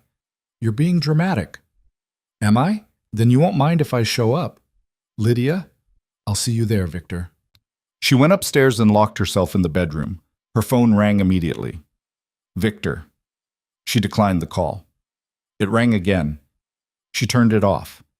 She needed silence, needed to think without his voice in her ear telling her what was appropriate, what was best, what she should want. The dress was still hanging in her closet. Lydia took it out and laid it on the bed, stared at it like it might tell her what to do. Her old phone buzzed, the one she'd kept from before, the one with Adrian's number. A message, no pressure, but the offer stands. No pressure. Right. Lydia lay down next to the dress and closed her eyes. She thought about the last gala she'd attended with Victor, 3 years ago. Maybe 4. She'd worn something beige and forgettable, spent the whole night feeling like furniture. Victor had introduced her to people whose names she immediately forgot, then abandoned her by the bar while he networked. She'd left early with a headache and he hadn't even noticed. She told herself it was fine. She didn't like those events anyway. But what if that was a lie? What if she'd actually liked the energy, the glamour, the feeling of being part of something, and she just hated being invisible in the middle of it? What if she'd been starving herself and calling it a diet? Her phone turned back on and immediately started buzzing. Texts from Victor, voicemails. One email with the subject line, "We need to discuss Friday." She deleted them all without reading. Then she called her friend Sarah, the one who'd been through a nasty divorce, the one whose attorney she'd consulted. "Hey," Sarah answered. "I was just thinking about you. How are you?" "Terrible. Can we meet? Now? If you're free." "I'm always free for crisis coffee. Usual place?" They met at a cafe in Notting Hill. Sarah took one look at Lydia's face and ordered them both double espressos. "Okay," Sarah said. "Talk." Lydia told her everything, the photos, Charlotte, the transition plan, the gala, Adrian. Sarah listened without interrupting, her eyes getting progressively wider. "Holy shit," she said when Lydia finished. "That's not helpful." "No, I mean, holy shit, this is incredible. You have to go." "To the gala? With Adrian Volkov? Are you kidding? That's the most devastating thing you could possibly do." "It feels petty." "It's not petty. It's perfect. Victor's been erasing you for a year. You show up with the one man who makes Victor look like exactly what he is, small, insignificant, replaceable. That's not revenge. That's truth." Lydia stirred her coffee. "What if it backfires? What if people think I'm just as bad as him? Who cares what people think?" "I care." "Why?" "These are the same people who've been letting Victor parade Charlotte around as his wife. Their opinions are worthless. But my reputation..." "Your reputation?" Sarah leaned forward. "Lydia, you don't have a reputation. You're invisible. That's the whole problem. Victor made you disappear. Now you have a chance to reappear on your own terms. With my ex-husband. With the man you should have never left, if we're being honest." Lydia looked up sharply. "What?" Sarah shrugged. "I met you right after you left him. You were a mess. Kept saying you needed normal, needed simple. But you were never simple, Lydia. You were always this intense, complicated person trying to fold yourself small enough to fit into Victor's boring life. I watched you dim yourself for years. Maybe it's time to turn the lights back on. You make it sound easy. It's not easy. It's terrifying, but so is staying in a marriage that's already over. Lydia drank her coffee. It was too hot and burned her tongue. She welcomed it. What did your divorce feel like? She asked. When you finally decided to do it? Sarah thought for a moment. Like jumping off a cliff. Except I'd been standing on the edge for so long that jumping was actually less scary than staying frozen. And after was hard, really hard, but also free. Like I could finally breathe properly again. Lydia nodded slowly. You're going to go, aren't you? Sarah said. To the gala with Adrian. I don't know. Yes, you do. You've already decided. You're just scared to admit it. Was she right? Had Lydia already decided? She thought about the dress hanging in her closet, about Adrian's hand on hers, about Victor's face when he'd uninvited her from her own life. Maybe, Lydia admitted. Sarah grinned. Good. Burn it all down. They finished their coffee and Lydia went home. The house was empty. Victor had left a note on the kitchen counter. Staying at the club tonight. Need space to think. The club. Right. Probably Charlotte's apartment in Kensington. Lydia crumpled the note and threw it away. Then she went upstairs and tried on the dress again. It still fit perfectly. Still made her look like someone who mattered. She took it off and hung it carefully back in the closet. Tomorrow. She'd decide tomorrow. But when tomorrow came, she still couldn't decide. She spent Friday morning cleaning out her closet, throwing away all the beige, all the shapeless, all the invisible. Mrs. Chen watched with poorly concealed alarm as Lydia filled garbage bags with expensive clothes. Are you sure, Mrs. Hale? The housekeeper asked. Very sure. I'm never wearing any of this again. Is everything all right? Lydia looked at her. Mrs. Chen had been watching this marriage dissolve in real time. Had probably known about Charlotte longer than Lydia had definitely noticed Victor's absences, his indifference, the way he treated Lydia like wallpaper. Do you like working here? Lydia asked. The question seemed to surprise her. It's a good position. That's not what I asked. Mrs. Chen hesitated, then quietly, No, not particularly. Why not? Because I don't like watching people be cruel to each other, even politely. Lydia smiled sadly. Thank you for being honest. Are you leaving him? I don't know yet, but either way, things are going to change. Mrs. Chen nodded. Good. You deserve better than this. It was the kindest thing anyone had said to her in months. By afternoon, Lydia's phone was full of messages from Victor, demands to know if she was really going through with this. Threats that he'd have security remove her if she showed up. Then, when threats didn't work, attempts at negotiation. We can go together. Present a united front. Please, Lydia, don't make this harder than it needs to be. She didn't respond to any of them. At 6 o'clock, she started getting ready. Showered, did her hair. The dark bob looked sharp, intentional. Did her makeup carefully. Dark lips. Defined eyes. Not hiding anything. At 7:30, she put on the dress. It slid over her skin like water, like inevitability. The deep blue made her skin glow. The cut showed her body, not apologetically, not hidden, just there, existing, taking up space. She looked at herself in the mirror. The woman looking back was a stranger, and also completely familiar, someone who'd been buried but not dead, someone who'd been waiting. Lydia's hands were shaking as she put on her heels. Simple black, high enough to change everything about how she moved. Her phone buzzed. Adrian. The car's outside if you want it. Lydia looked at her reflection one more time. Victor had spent a year planning how to erase her. She could spend one night showing him he'd failed. She grabbed her clutch and walked downstairs. Mrs. Chen was in the hallway. She stopped dead when she saw Lydia. Mrs. Hale, she breathed. You look different? Like yourself. Lydia felt tears threaten, blinked them back. Thank you. Are you coming back tonight? Good question. Was she? I don't know, Lydia said honestly. Then I hope wherever you're going, it's somewhere you're valued. Lydia hugged her. Mrs. Chen stiffened in surprise, then hugged back. Then Lydia walked out the front door. A black car was waiting. The driver opened the back door. Adrian was inside. He was in a tuxedo, of course, perfectly tailored. He looked like money and danger and the kind of man who could ruin you and make you thank him for it. But it was his face that stopped her, the way he looked at her when she slid into the car, like she was the only thing in the world worth seeing. Lydia, he said quietly, just her name. But the way he said it made her feel like she was being recognized after years of being invisible. Hi, she managed. You came. I came. He smiled, slow, real. You look… Don't.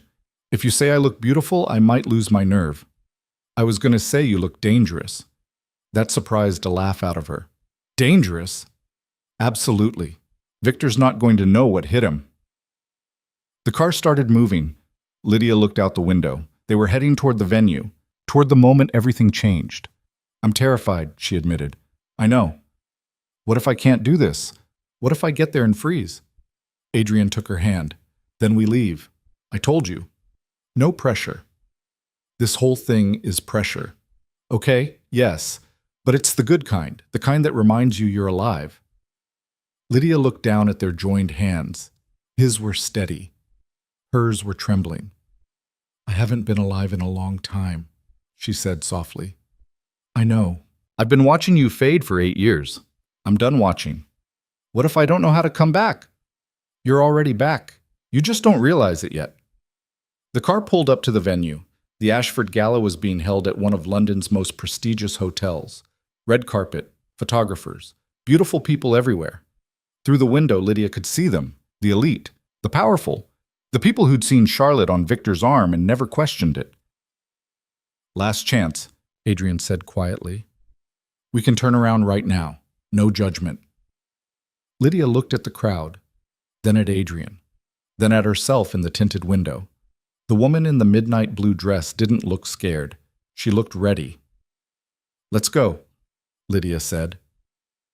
Adrian's smile could have lit the city. That's my girl. The driver opened the door.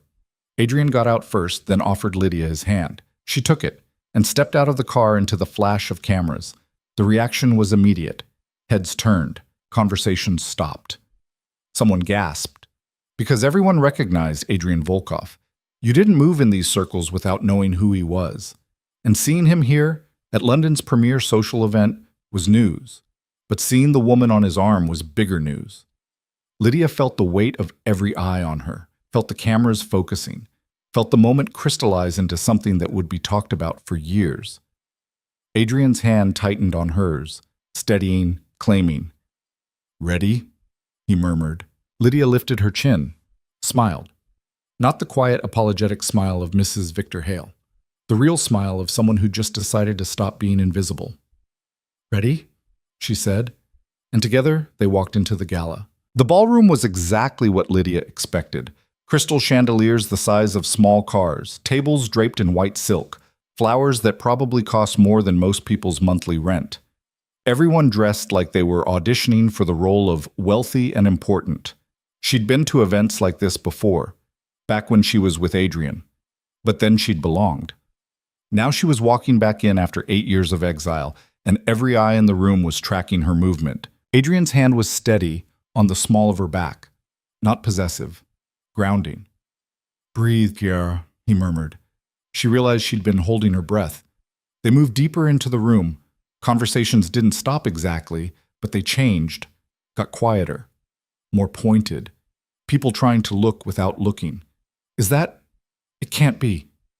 Who is she? Wait, is that Adrian Volkov? Lydia heard the whispers, felt them like touches against her skin. A waiter appeared with champagne. Adrian took 2 glasses, handed her one.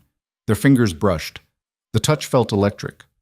To new beginnings, Adrian said quietly, or old endings.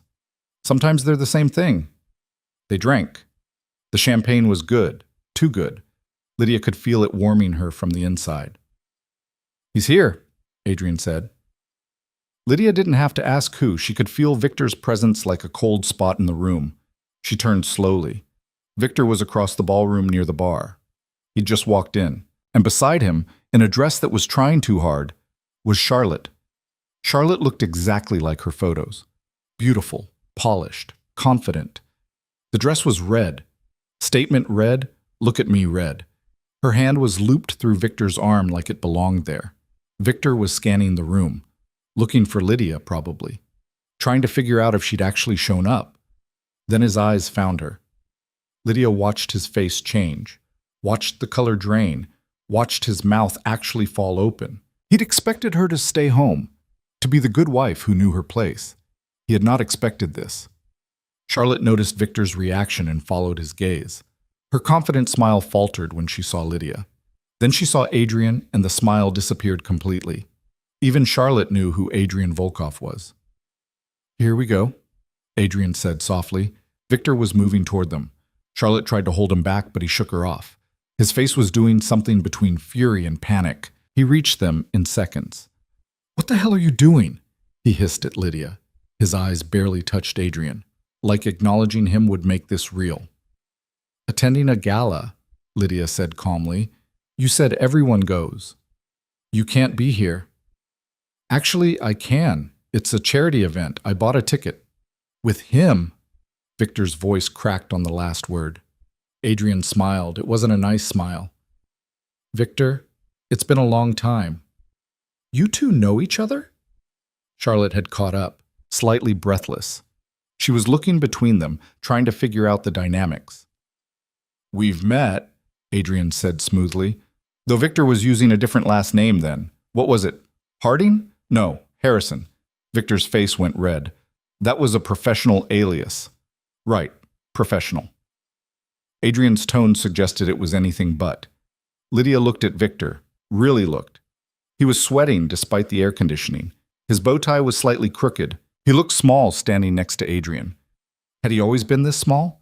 Or had she just been looking at him from her knees for so long she'd forgotten what actual height looked like?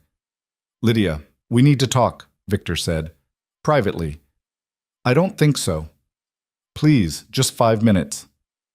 "You had a year to talk to me, Victor. You chose not to." Charlotte was looking confused now. "What's going on?" "Nothing," Victor said quickly. "This is Lydia," Adrian said pleasantly. "Victor's wife, though I'm sure you already knew that." Charlotte's face went pale. Oh, I'm sorry," Adrian continued.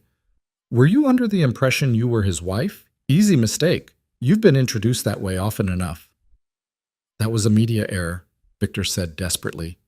"For a year?" Lydia said. She was surprised at how steady her voice was. "That's a very persistent error." People were starting to notice the confrontation, starting to drift closer, pretending not to listen while absolutely listening. Charlotte was backing away slowly. "Victor, I think I should—" "Don't go," Lydia said. It came out sharper than she intended. "You should hear this too, since you're such an important part of his life." "Lydia, please," Victor said. His voice had gone quiet, pleading. "Don't do this here." "Why not? You did it here. You brought her to these events, introduced her as your wife. Built a whole public life with her while I sat at home thinking I was the problem." "You are the problem," Victor snapped, then immediately looked like he regretted it. The words hung in the air. Lydia felt something crack inside her chest. Not pain, release. "There it is," she said softly. "Finally, the truth." "I didn't mean—" "Yes, you did. And you're right. I was the problem.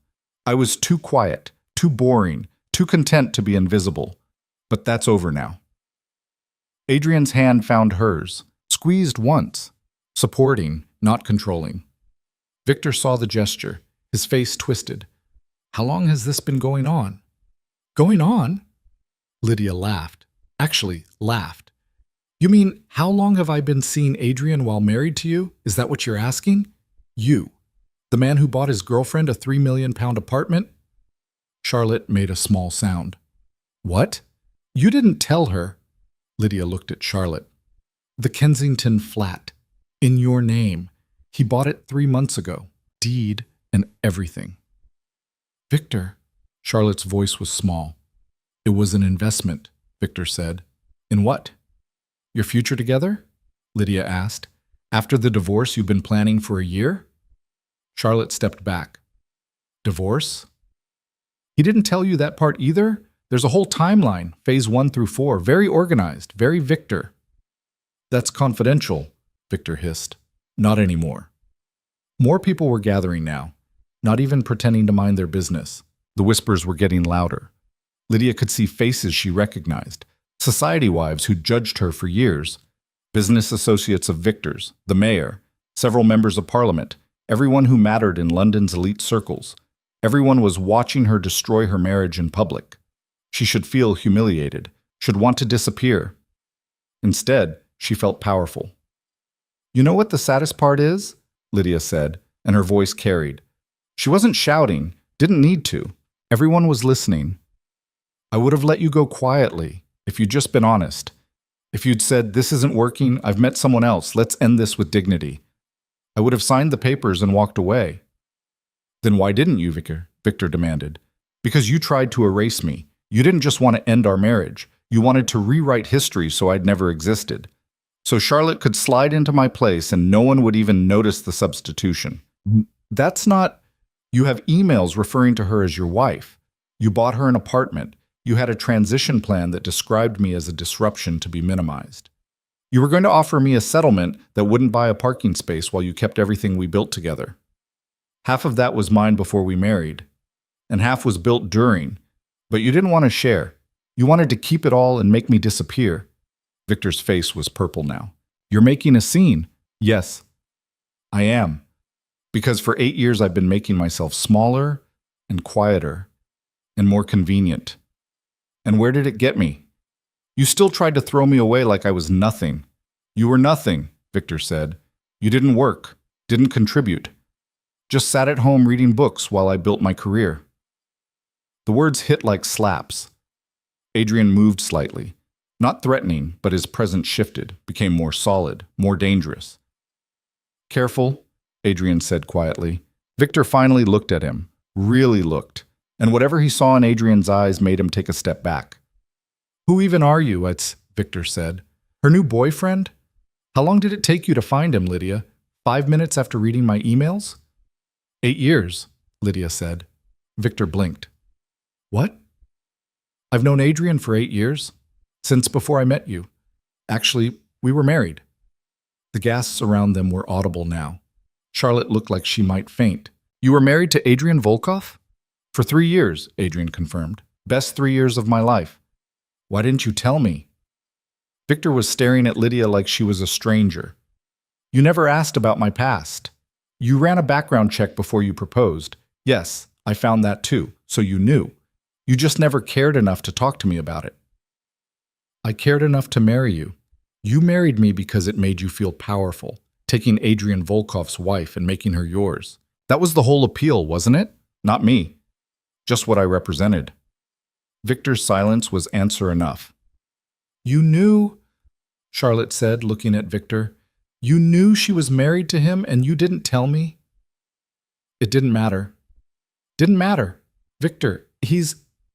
Charlotte looked at Adrian, fear and fascination mixing on her face. Everyone knows who you are. Do they? Adrian said pleasantly. How nice. This is insane, Victor said. You're both insane. Lydia, if you think you're getting anything in the divorce after this stunt, I don't want your money, Victor. That stopped him. What? I don't want your money. You can keep it. Keep the house. Keep Charlotte. Keep your whole carefully constructed life. Victor looked suspicious. Then what do you want? Nothing. From you. She turned to Adrian. Can we go? Absolutely. They started to walk away. Wait, Victor called.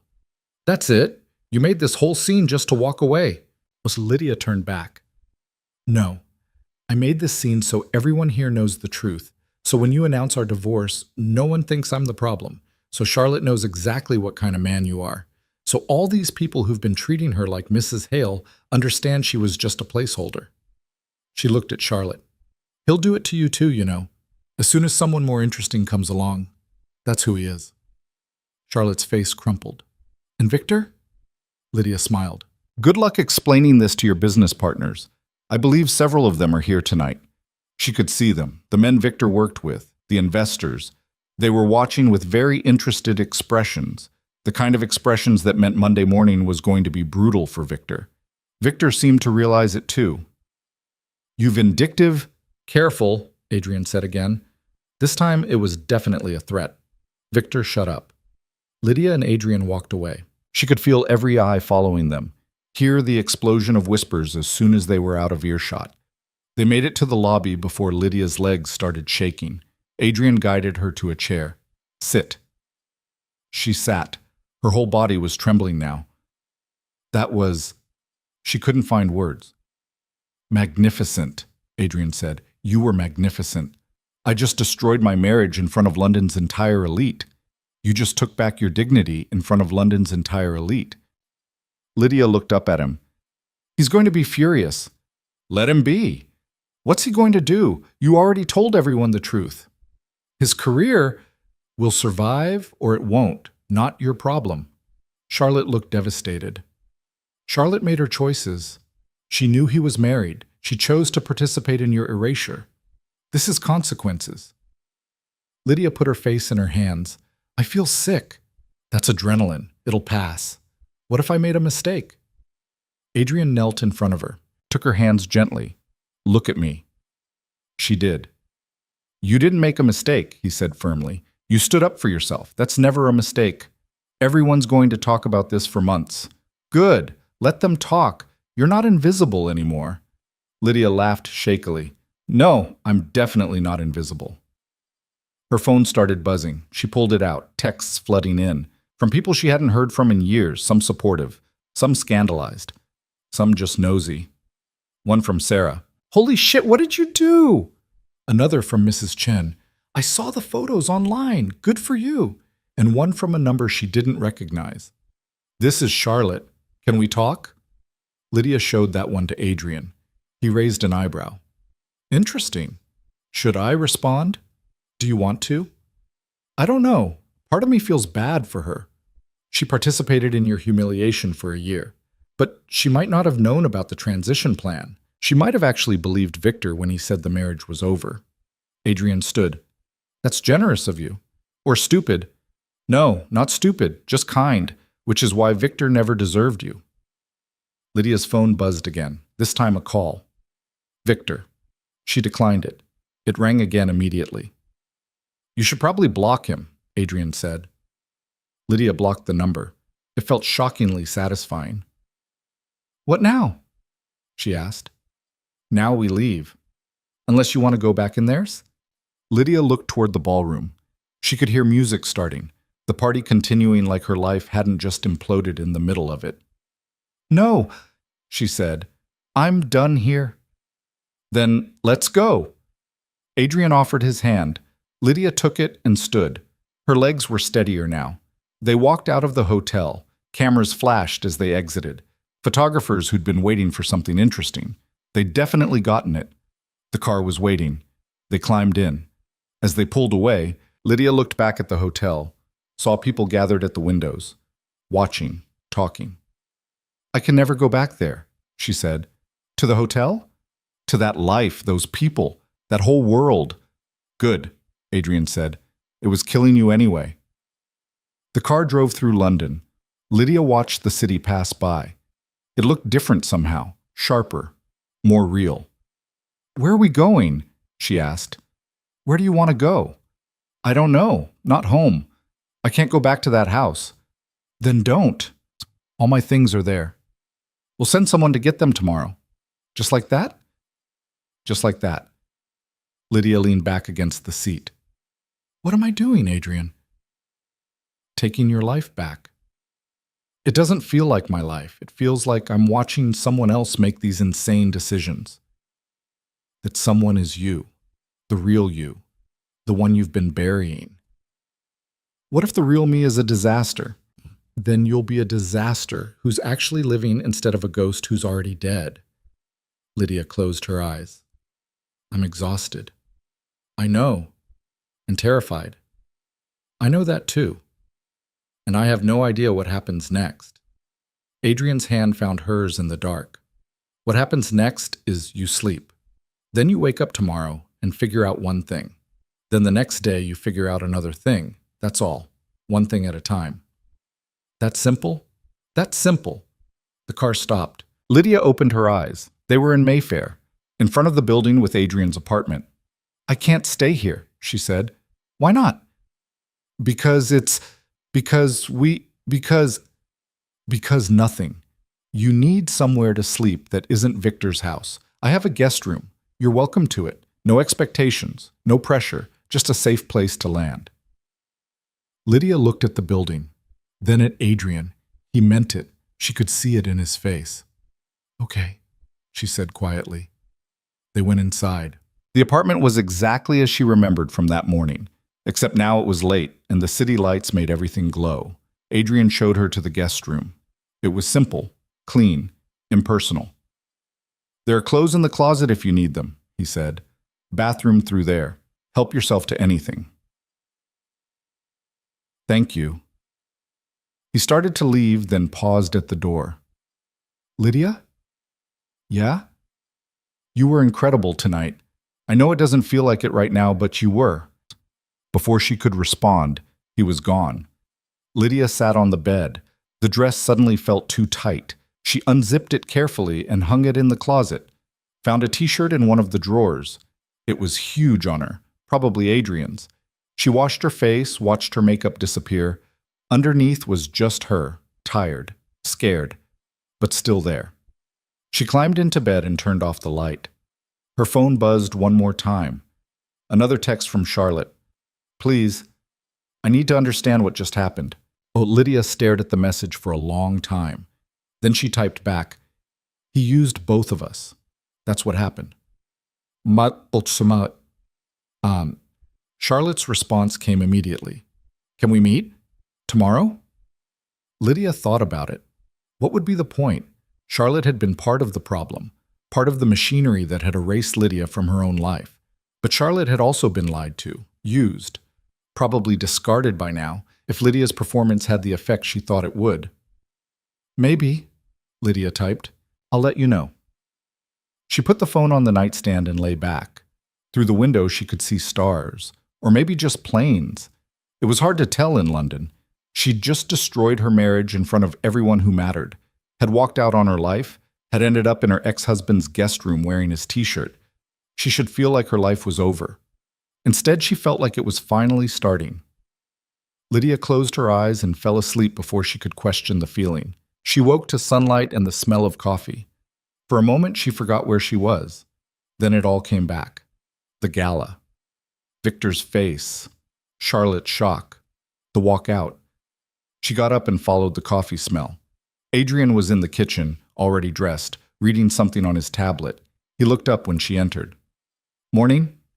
Morning, Lydia said. Her voice was rough with sleep. Coffee? Please. He poured her a cup, handed it to her. Their fingers brushed again. She was getting used to that electric feeling. How'd you sleep? He asked. Better than expected. Good.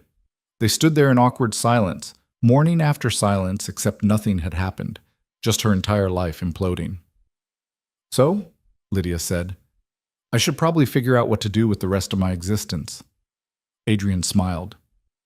That's one way to put it. Do you have any suggestions? Several, but they all require you deciding what you actually want. What if I don't know? Then we start with easier questions. Do you want to go back to Victor's house? No. Do you want to see him again? Eventually I'll have to, for the divorce. Do you want to see him today? Absolutely not. Good. Then you stay here until you figure out your next move. Lydia looked around the apartment. I can't just move in with you. Why not? Because people will talk. People are already talking. You ended your marriage last night in front of half of London. The damage is done. Might as well be comfortable while the gossip circulates. He had a point. What about Charlotte? Lydia asked. She wants to meet. Do you want to meet her? I don't know, maybe? I feel like I should hear her out. Then hear her out, but on your terms, not hers. Lydia's phone buzzed. She picked it up. Another text from Victor. We need to talk. This is ridiculous. She showed it to Adrian. Block that number too, he said. I can't block my husband forever. Ex-husband, or soon to be. And yes, you can. He can communicate through lawyers from now on. Is that what you want? For us to be... She gestured between them. Whatever this is? Adrian set down his coffee. What I want is for you to stop worrying about what everyone else wants and figure out what you want. I've told you what I want, 8 years ago and again last night, but that only matters if you want it too. I don't know what I want. Yes, you do. You're just scared to say it. Was he right? Did she know? Lydia looked at Adrian, really looked. He was standing there in his kitchen offering her coffee and shelter and a way forward, not demanding anything, just existing, waiting for her to decide. I want to not feel invisible, she said quietly. I want to matter. I want to be seen. You are seen. I see you. But what if that's not enough? What if I need more than just you seeing me? Then find it, build it, create it. You're not a possession, Lydia. You're not defined by who you're with. You're defined by who you are. And who am I? Adrian smiled. That's the question, isn't it? Guess you finally get to figure it out. Lydia's phone buzzed again. This time it was Sarah. Are you alive? The internet is losing its mind. Call me. Then another text. And another. Her phone was exploding with messages. She turned it off. I need a new phone, she said. Done. We'll get you one today. And knew everything else. Also done. Just like that? Just like that. Lydia looked at him. Why are you doing this?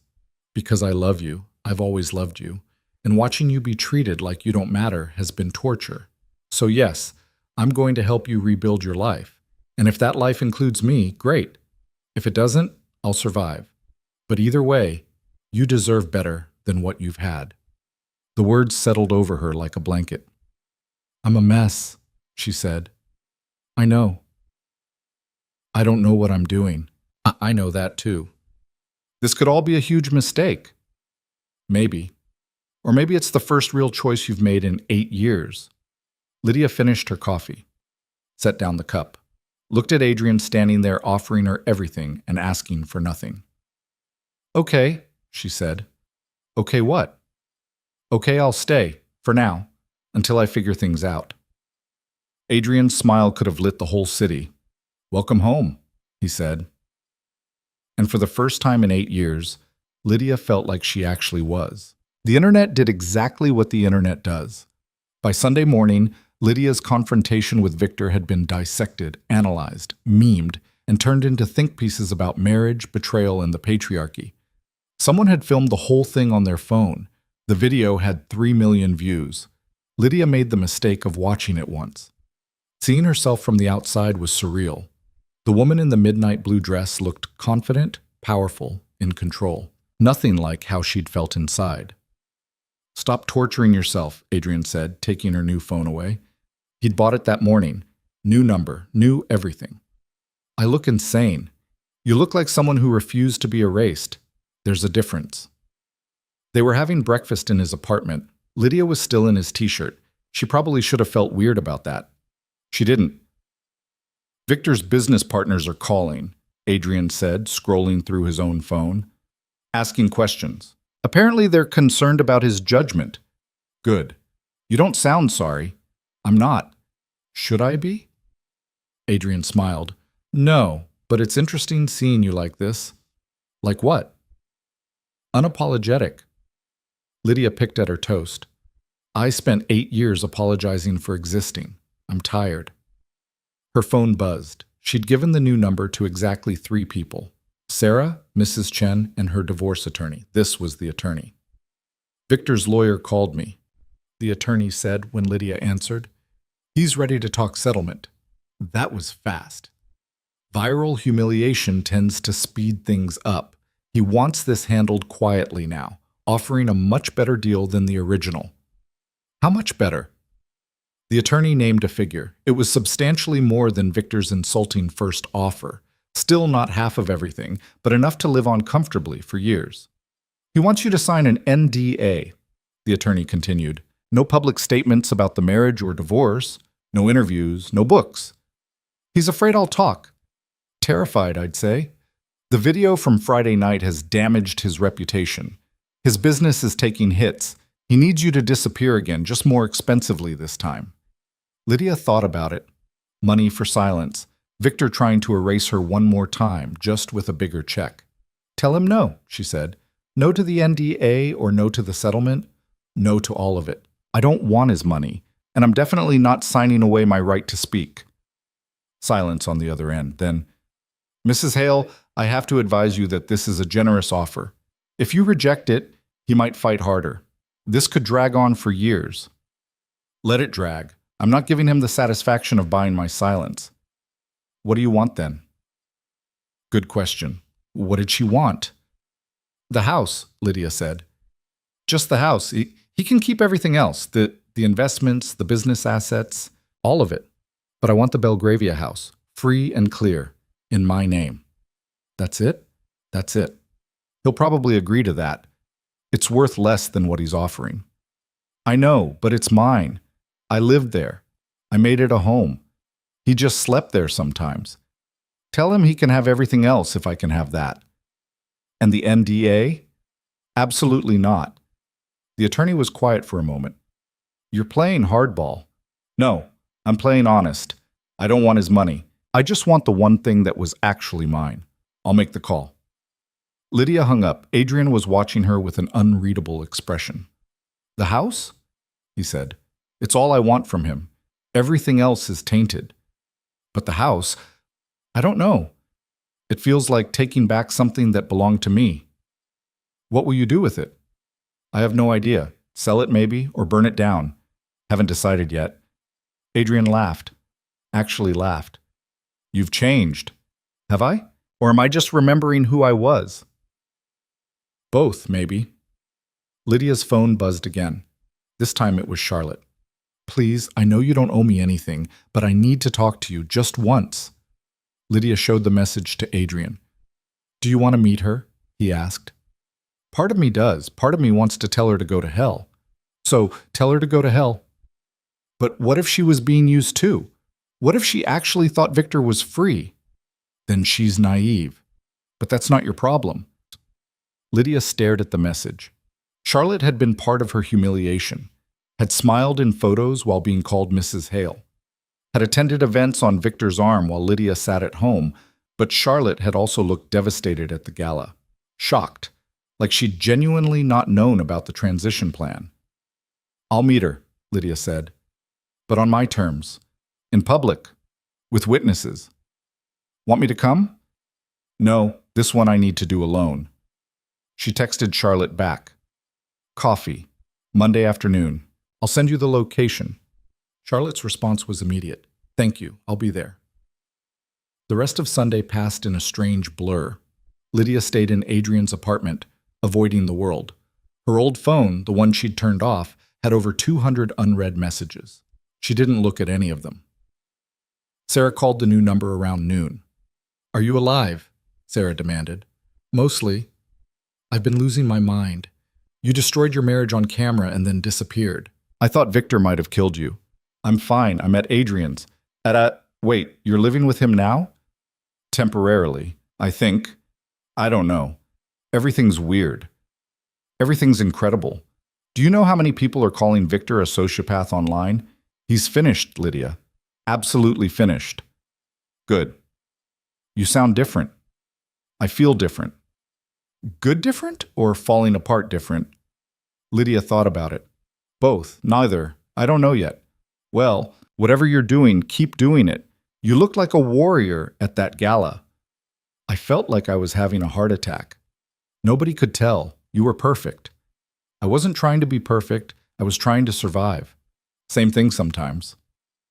After they hung up, Lydia found herself wandering around Adrian's apartment. It was strange being here. Everything was familiar and foreign at the same time. She'd lived here once, years ago. Different furniture now, but the bones were the same. You're pacing, Adrian said from the doorway. I'm thinking. About? Everything. Nothing. What happens next? What do you want to happen next? Lydia turned to face him. Why do you keep asking me that? Because you spent 8 years not asking yourself. Someone should. What if I don't have good answers? Then you figure them out as you go. That's not very reassuring. Life rarely is. Lydia sat on the couch. Adrian joined her, keeping a careful distance. Not crowding, just present. I met Charlotte tomorrow, Lydia said. I know, you told me. I don't know what I'm going to say to her. You'll figure it out when you see her. What if I can't? What if I just sit there hating her? Then you sit there hating her. That's allowed. Is it? It feels petty. Feelings aren't petty. They just are. Lydia looked at him. When did you get so wise? 8 years of therapy and watching you from a distance changes a person. You went to therapy? After you left, I was a mess. Needed help processing it. That surprised her. I didn't know that. You weren't supposed to. You were gone, living your life. I wasn't going to burden you with my damage. I'm sorry, Lydia said quietly. For what? For leaving. For hurting you. Don't be. You needed to leave. I understood that even when it killed me. Did you hate me? Never. Not even once. I was angry, sad, broken. But I never hated you. Lydia felt tears threatening. I hated myself for leaving. I know. But I couldn't stay. I was drowning, Adrian. In the intensity. In being yours. I forgot how to be mine. I know that too. And then I left and tried to be someone else's. And that was worse. At least with you, I was drowning in too much. With Victor, I was drowning in nothing. Adrian reached over and took her hand. You're not drowning now. No. Now I'm just floating. No idea where I'm going. That's called freedom. It's terrifying. Most good things are. They sat there in silence for a while. Lydia's hand in his, the city humming outside the windows. Can I ask you something? Lydia said. Anything. If I hadn't come back, if I'd never texted you, would you have moved on eventually? Adrian was quiet for a long moment. Honestly, I don't know. I tried. Dated other people. Never stuck. Everyone else felt like a placeholder for you. That's not healthy. I know, that's what the therapist said. But knowing something isn't healthy and being able to change it are different things. What changed? Nothing. You came back. And if I leave again, then I'll deal with it. But this time I know you can survive without me. That helps. Does it? No, but it sounds good. Lydia laughed despite herself. You're impossible. You're the one who married me. Twice, technically. We're not married now. Not yet. The words hung at the air. Not yet. Like it was inevitable. Like they were always going to end up back here. Adrian, I know. Too soon. Too much. Too everything. I'm not proposing. I'm just stating facts. What facts? That I love you, that I've always loved you, that if you want to build a life with me again, I'm here, and if you don't, I'll survive. Those are the facts. Lydia didn't know what to say to that, so she said nothing, just held his hand and watched the sunset turn the city gold. Monday came too fast.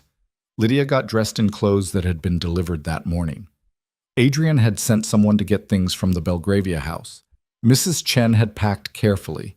Everything Lydia actually cared about. None of the beige, shapeless things Victor had preferred. She chose dark jeans and a black sweater. Simple. Armored. The coffee shop was in Notting Hill. Neutral territory. Public enough to feel safe, but quiet enough to talk. Charlotte was already there when Lydia arrived. She looked terrible. Hair pulled back messily. No makeup. Dark circles under her eyes. She was wearing jeans and a hoodie, like she'd given up on being the polished woman from the photos. Thank you for coming, Charlotte said when Lydia sat down. I almost didn't.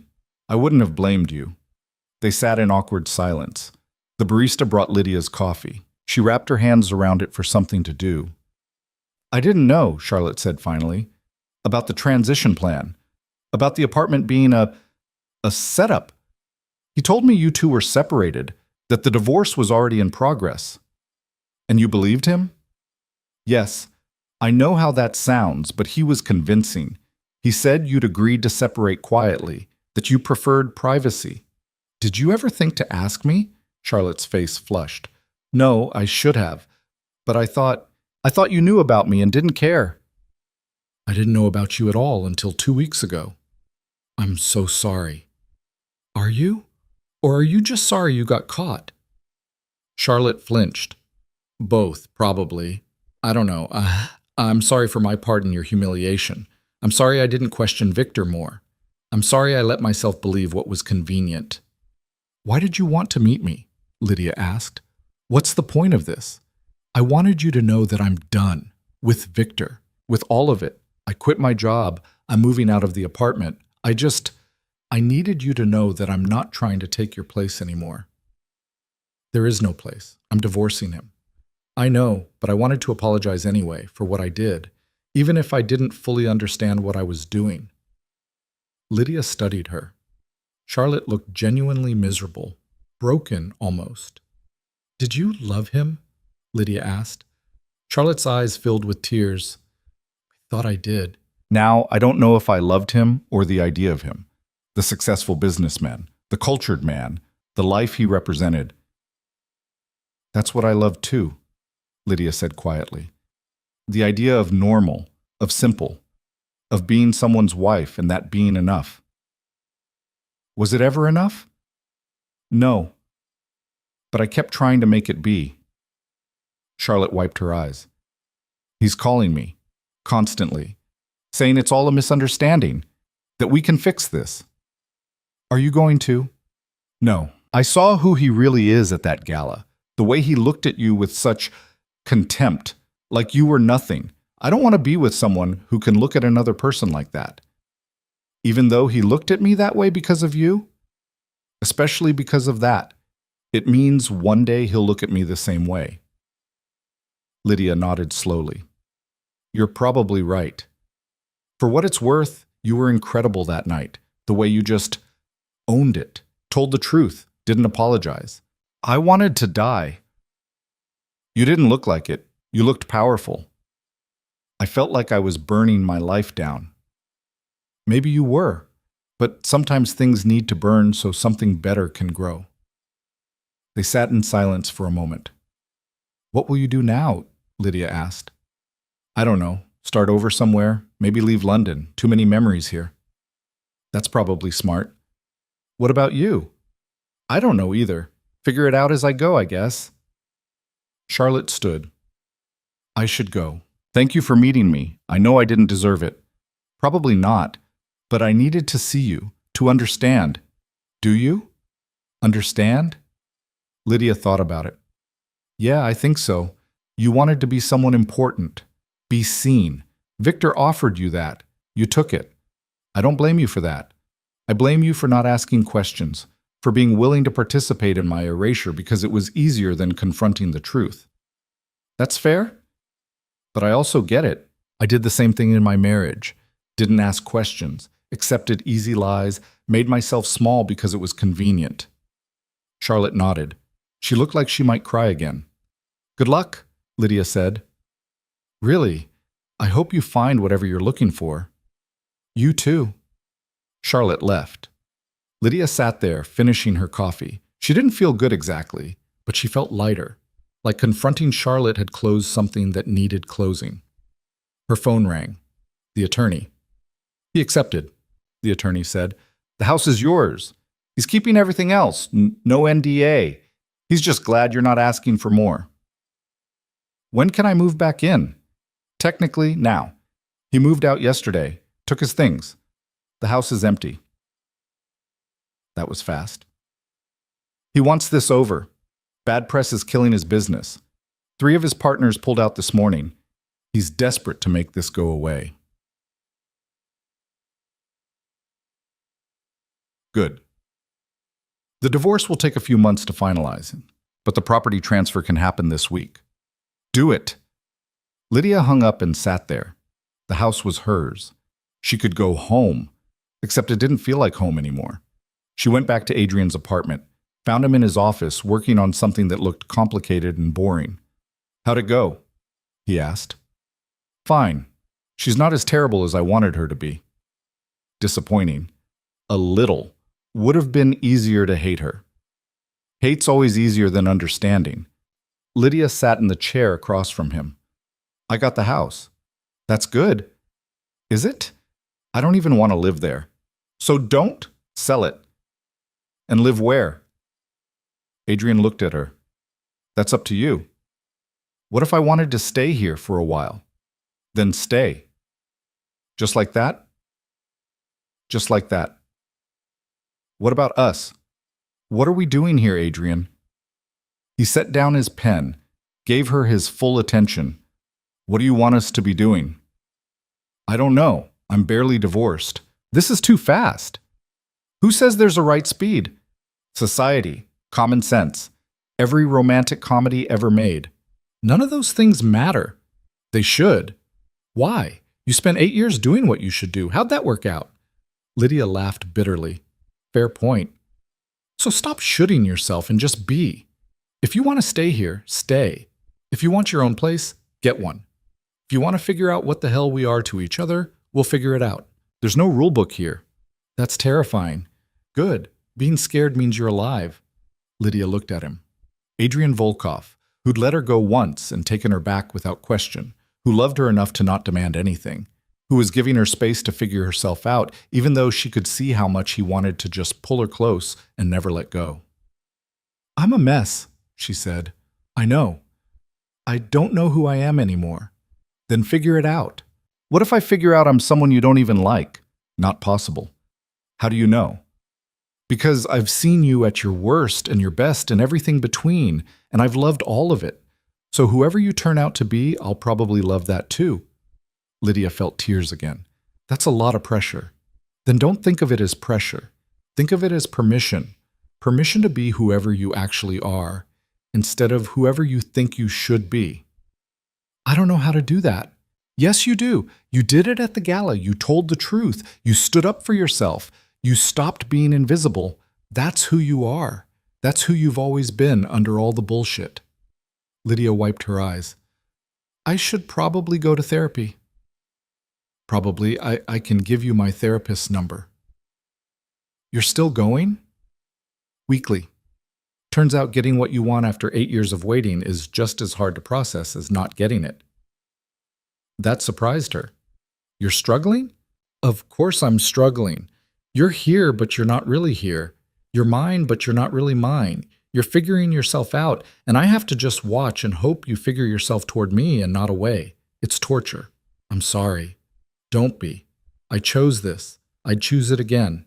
But yeah, I'm struggling."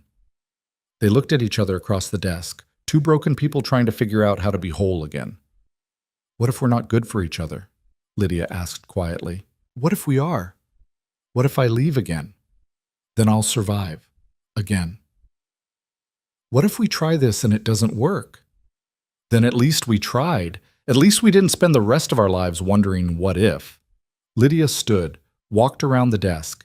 Adrian watched her, cautious hope on his face. She sat on the edge of his desk, close enough to touch.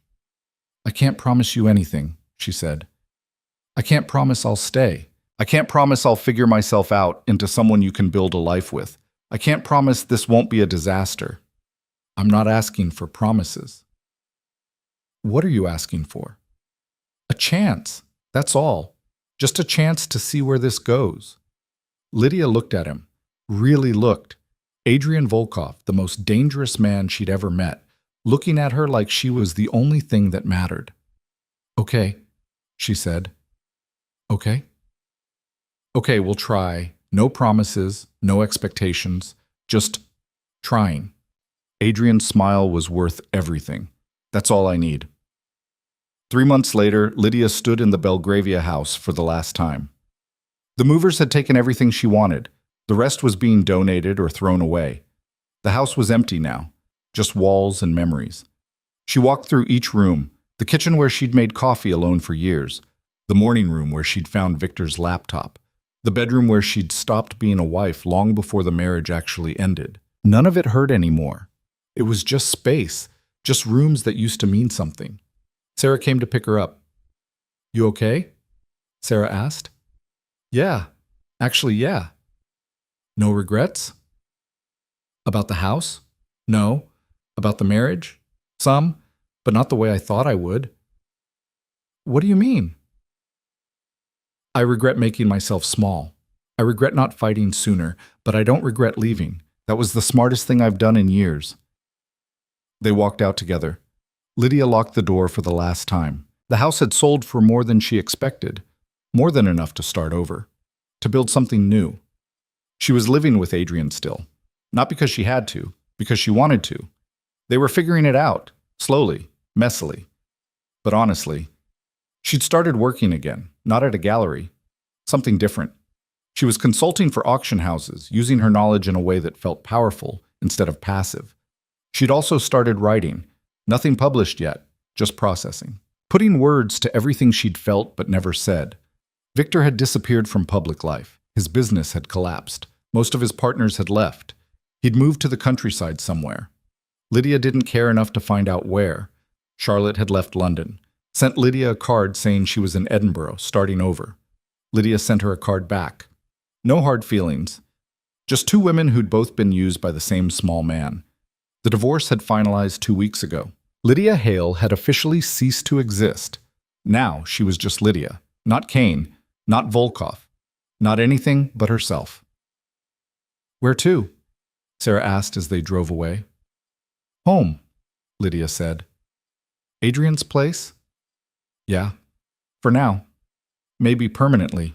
Haven't decided yet." "You two seem good." "We are. Different than before. Better, I think." "Because you're different." "Because we both are. He's not trying to own me. I'm not trying to disappear. We're just being. That's healthy. It's weird, but good weird." Sarah dropped her off at Adrian's building. Lydia took the elevator up. Adrian was in the kitchen making dinner. He looked up when she came in. "How'd it go?" "Fine. The house is empty. Officially someone else's problem now." "How do you feel?" "Free." He smiled. "Good." Lydia joined him at the stove. "What are you making?" "Attempting pasta. Emphasis on attempting." "You're terrible at cooking." "I know, but you like it when I try." "I like that you burn things and don't care." "Low bar." "Maybe.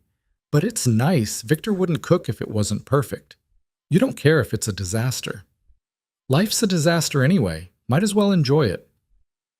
They ate burnt pasta and drank wine and talked about nothing important, just existing together. Later, lying in bed, Lydia said, "Do you think we'll make it?" "Make what?" "This. Us. Whatever we're doing." Adrian pulled her closer. "I think we'll try. And that's better than not trying. What if trying isn't enough? Then at least we'll know. At least we won't spend our lives wondering." Lydia thought about that. About all the years she'd spent not trying, not fighting, not asking for what she wanted because it seemed too hard or too much or too something. "I'm glad I came back," she said quietly. "Me too. Even though I'm still figuring things out, especially because of that. You're becoming yourself. That's worth watching. What if you don't like who I become? Not possible. I've seen glimpses of who you really are. She's incredible. You're biased. Absolutely, but also right." Lydia smiled in the dark. Outside, London hummed. Inside, she felt something she hadn't felt in 8 years. Peace. Not the peace of giving up, the peace of fighting for herself and winning. She'd been erased from her own life, and she'd erased herself back in, on her terms, in her time, with her rules. Victor had tried to make her disappear. Instead, she'd made him irrelevant. And now she was here, in Adrian's arms, in a life she was building instead of enduring. It wasn't perfect. It was messy and complicated and uncertain. But it was hers. And that made all the difference. The woman who dropped a champagne glass 3 months ago and discovered she didn't exist was gone. In her place was someone stronger, someone who knew her worth, someone who wouldn't settle for being invisible ever again. Lydia Hale had been erased. But Lydia, just Lydia, had come back. And this time, she was staying. Not because someone needed her to, not because it was expected, not because it was safe or simple or easy, but because she chose it. And that choice, that simple act of deciding she mattered, changed everything. She fell asleep thinking about a robin on a fountain, how it had drunk its fill and flown away, how easy it had looked. Turns out, it was that easy. You just had to decide you were worth the flight.